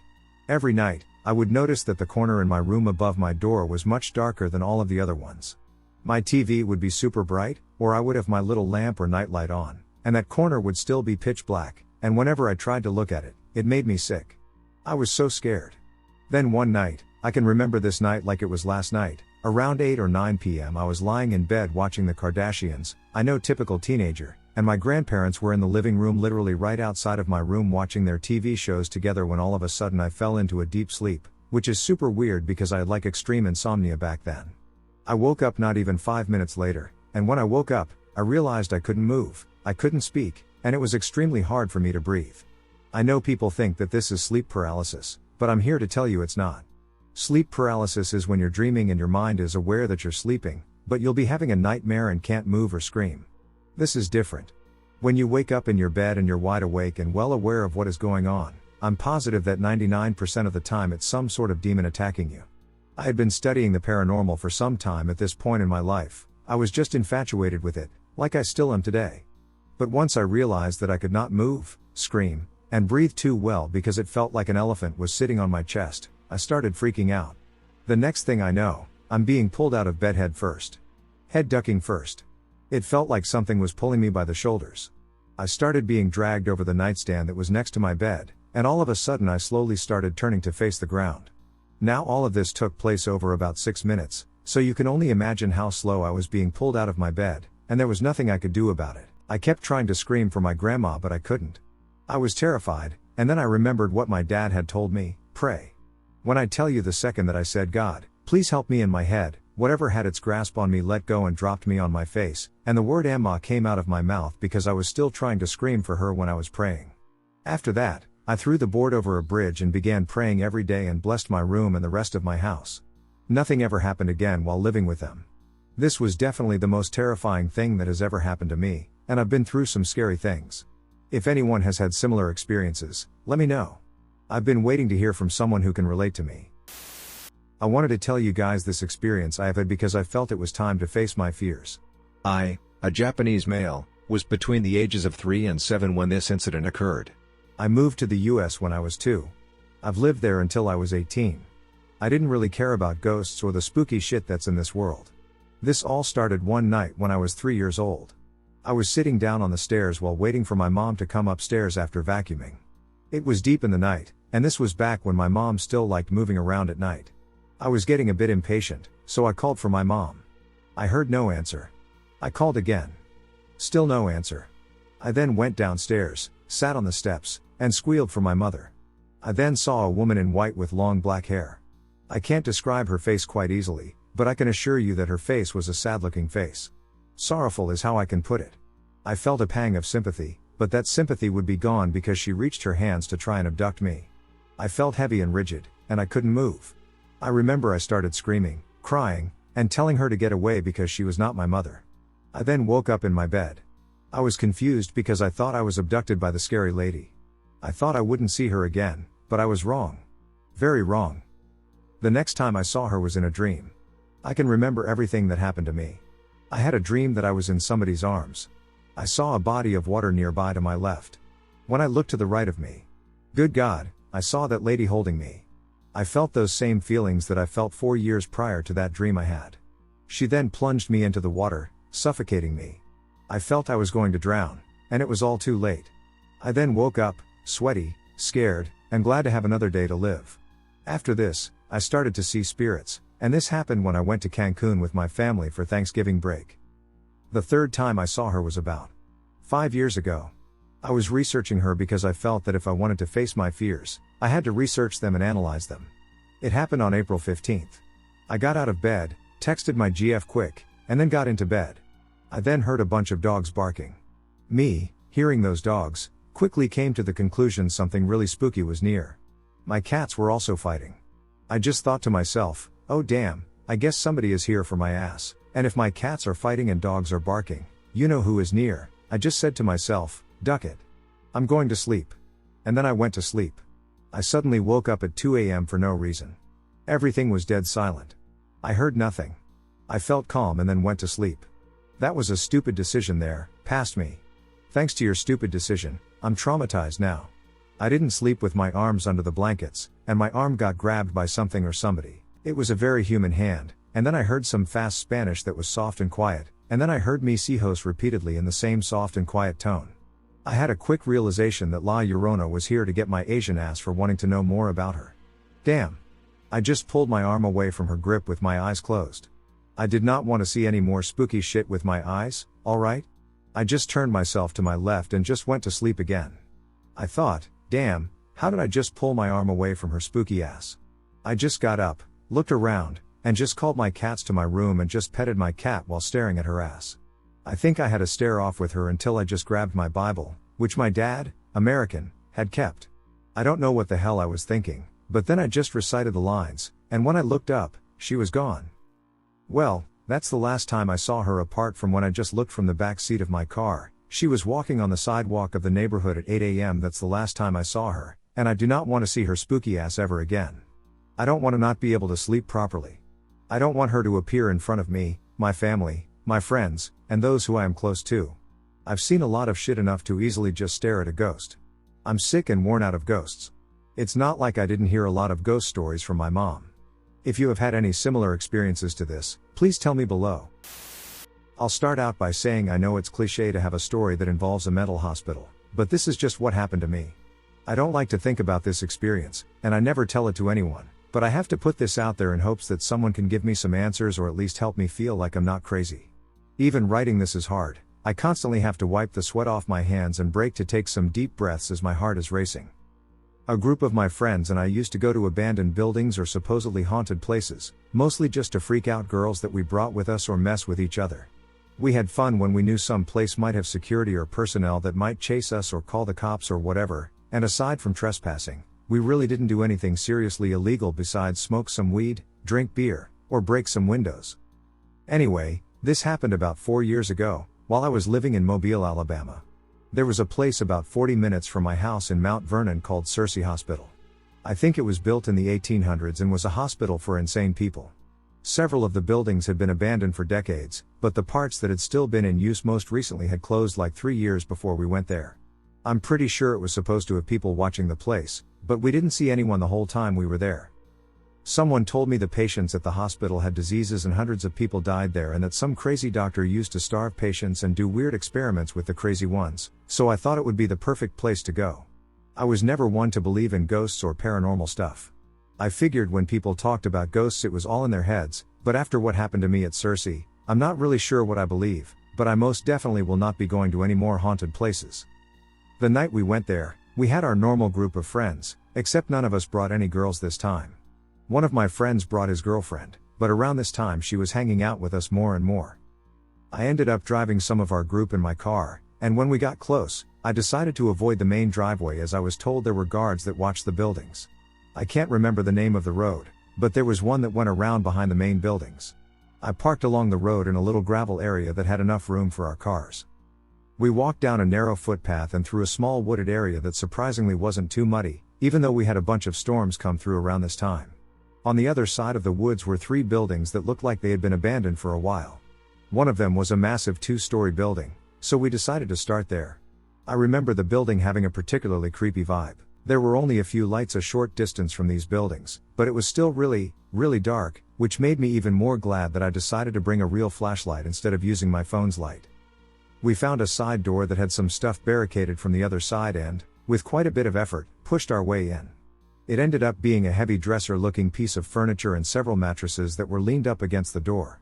Luckily, the floor in there wasn't wet, otherwise, it probably would have been too hard to move the mattresses enough for us to squeeze in.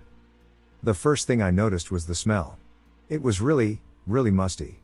It was normal that abandoned buildings we had visited smelled of that strong, moldy odor, but I distinctly remember the smell of something that had died. The room we walked into had a lot of old bed frames and torn-up curtains on the windows. I remember thinking that it would be the perfect place to make a Blair Witch type movie. My friend's girlfriend was super jumpy, and it was really easy to scare her, so everyone was taking turns messing with her, but my friend didn't really care since they just hugged their way through the place. We moved into a long hallway with lots of doors closed on either side. We figured most of the rooms in this hall were patient rooms. The majority of the doors were closed and locked, but there were a few that had the doors missing, so we wandered around in the building looking at stuff. None of the rooms were out of the ordinary. There were old pipes dripping, ceiling and walls peeling, broken windows, and old broken furniture and chairs. Most of the group wanted to go to the second floor of this wing and keep looking through the rooms, but I figured that it was the same stuff as the first floor. My friend Aaron and I decided to go check out a different wing of that building. We also thought that if we separated, we could find some way to screw with everyone later on. We backtracked and made our way around a few turns to a separate hallway, which led to a larger section of the building that had what looked like offices due to the old desks and chairs and windows that faced into the hallway. I liked to rummage through desks, filing cabinets, and such to see if I could find any old stuff. I was hoping to find something for my collection, as I had some strange fascination with old pictures and documents as a teenager. I told Aaron I was going to check a series of offices that were connected by a bunch of doors, and he said he was going to see where the end of the hallway led to, then come right back. I didn't find anything in the first or second office, but there was a small closet at the end of this string of offices. I found a filing cabinet that had some folders with labels on them. I pulled out the folders, checked them one by one, and found them all to be empty. Underneath the last folder, stuck up against the back of the drawer, was an old picture of a hospital worker holding someone down on a bed. On the back it said, "Jeffries are combative and incoherent. Not eating." I was super excited to find this picture, and as soon as I put it in my pocket, I heard a loud crash and a boom that sounded like it came from down the hallway. I quickly ran back through the offices into the hallway, shot my flashlight down, and called out to Aaron. It was totally silent and, for some reason, became really cold. I figured he was going to try and scare me, so I walked slowly toward the end of the hallway, where he mentioned before he was heading. I peered into the rooms to the left and right as I walked, trying to see if I could spot him. Even though I was sure he caused the sound I heard, it caught me off guard, and my heart was pounding really hard. I was trying to move as slowly and quietly as possible so that he couldn't tell where I was. I thought maybe I could turn the tables and scare him instead. As I got to about the middle of the hallway, I stopped and turned my light off and stood perfectly still to see if I could hear anything from him. There was only the faintest light from outside of the building coming into the hallway through the few rooms with open doors.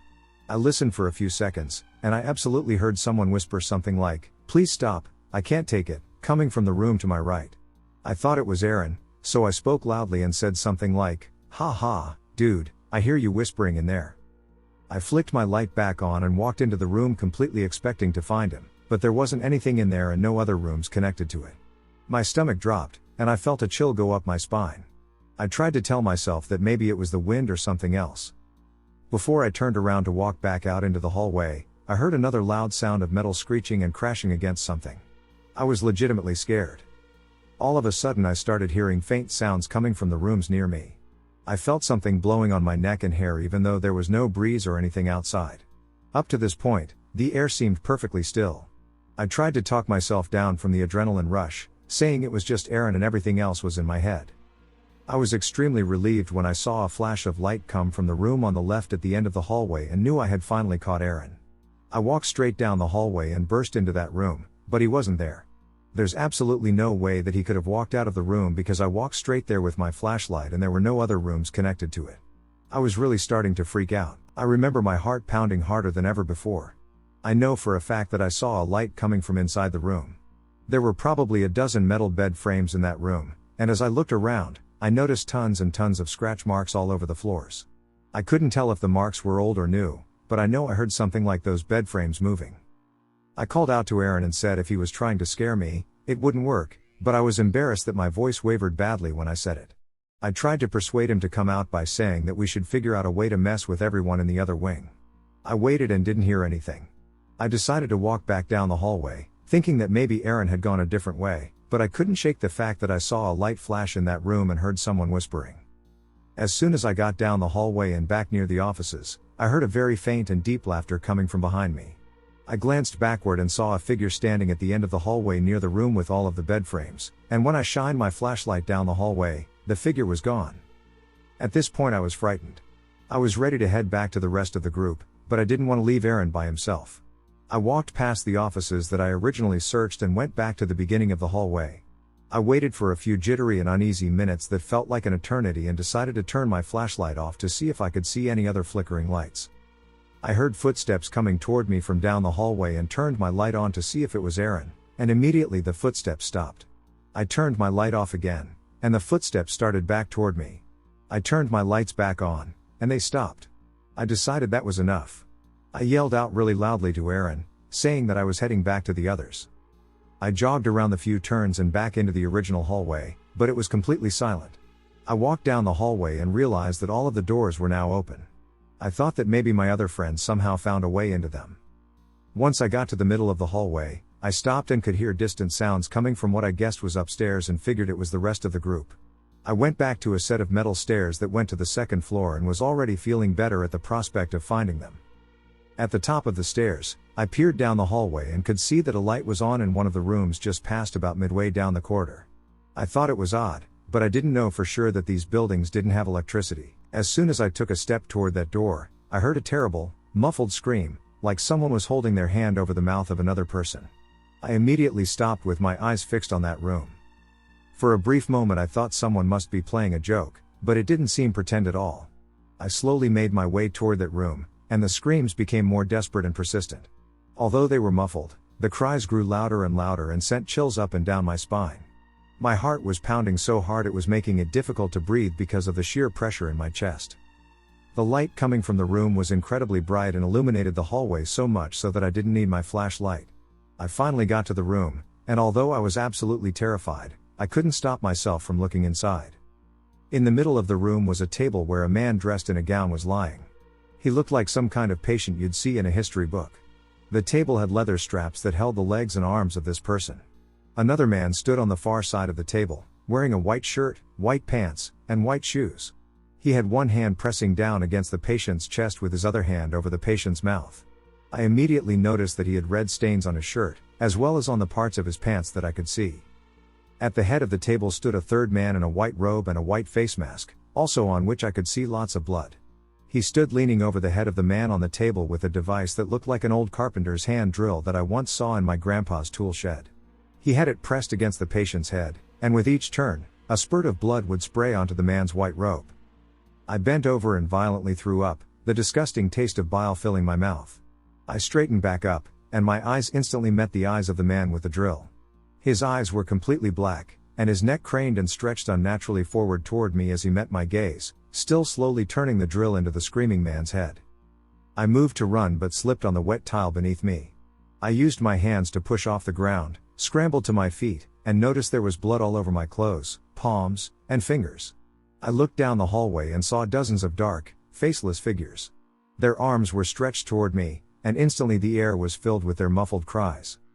I turned and ran the opposite way down the hallway, which had gone completely dark. I was breathing so hard and swiftly that my hands started to tense up, and I felt lightheaded. I fumbled the flashlight out of my pocket and frantically looked for a staircase at the end of the hallway, but there were only more rooms. I looked back and saw the figures slowly shuffling my way.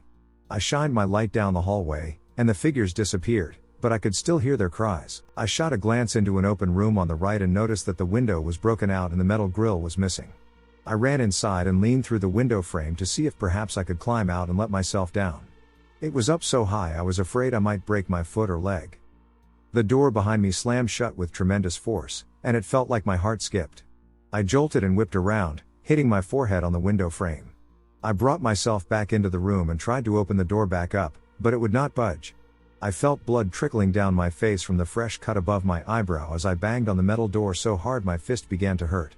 I ran back to the window and tried to yell for help, but I couldn't speak.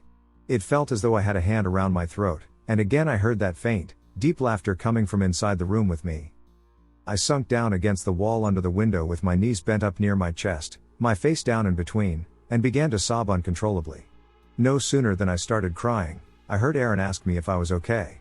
I lifted my head up to see a very concerned look on his face. He asked me again if I was okay and kept pressing to know what was wrong. I was confused, I didn't know what to say. I told him that I had been looking all over the building for what seemed like hours and couldn't find anyone. He had a confused look on his face and said it was impossible. He said that as soon as he walked down to the end of the hallway, he thought he heard some banging, ran back, and found me here in the back of the offices. I looked to my right and saw the filing cabinet where I found the picture that was still in my pocket.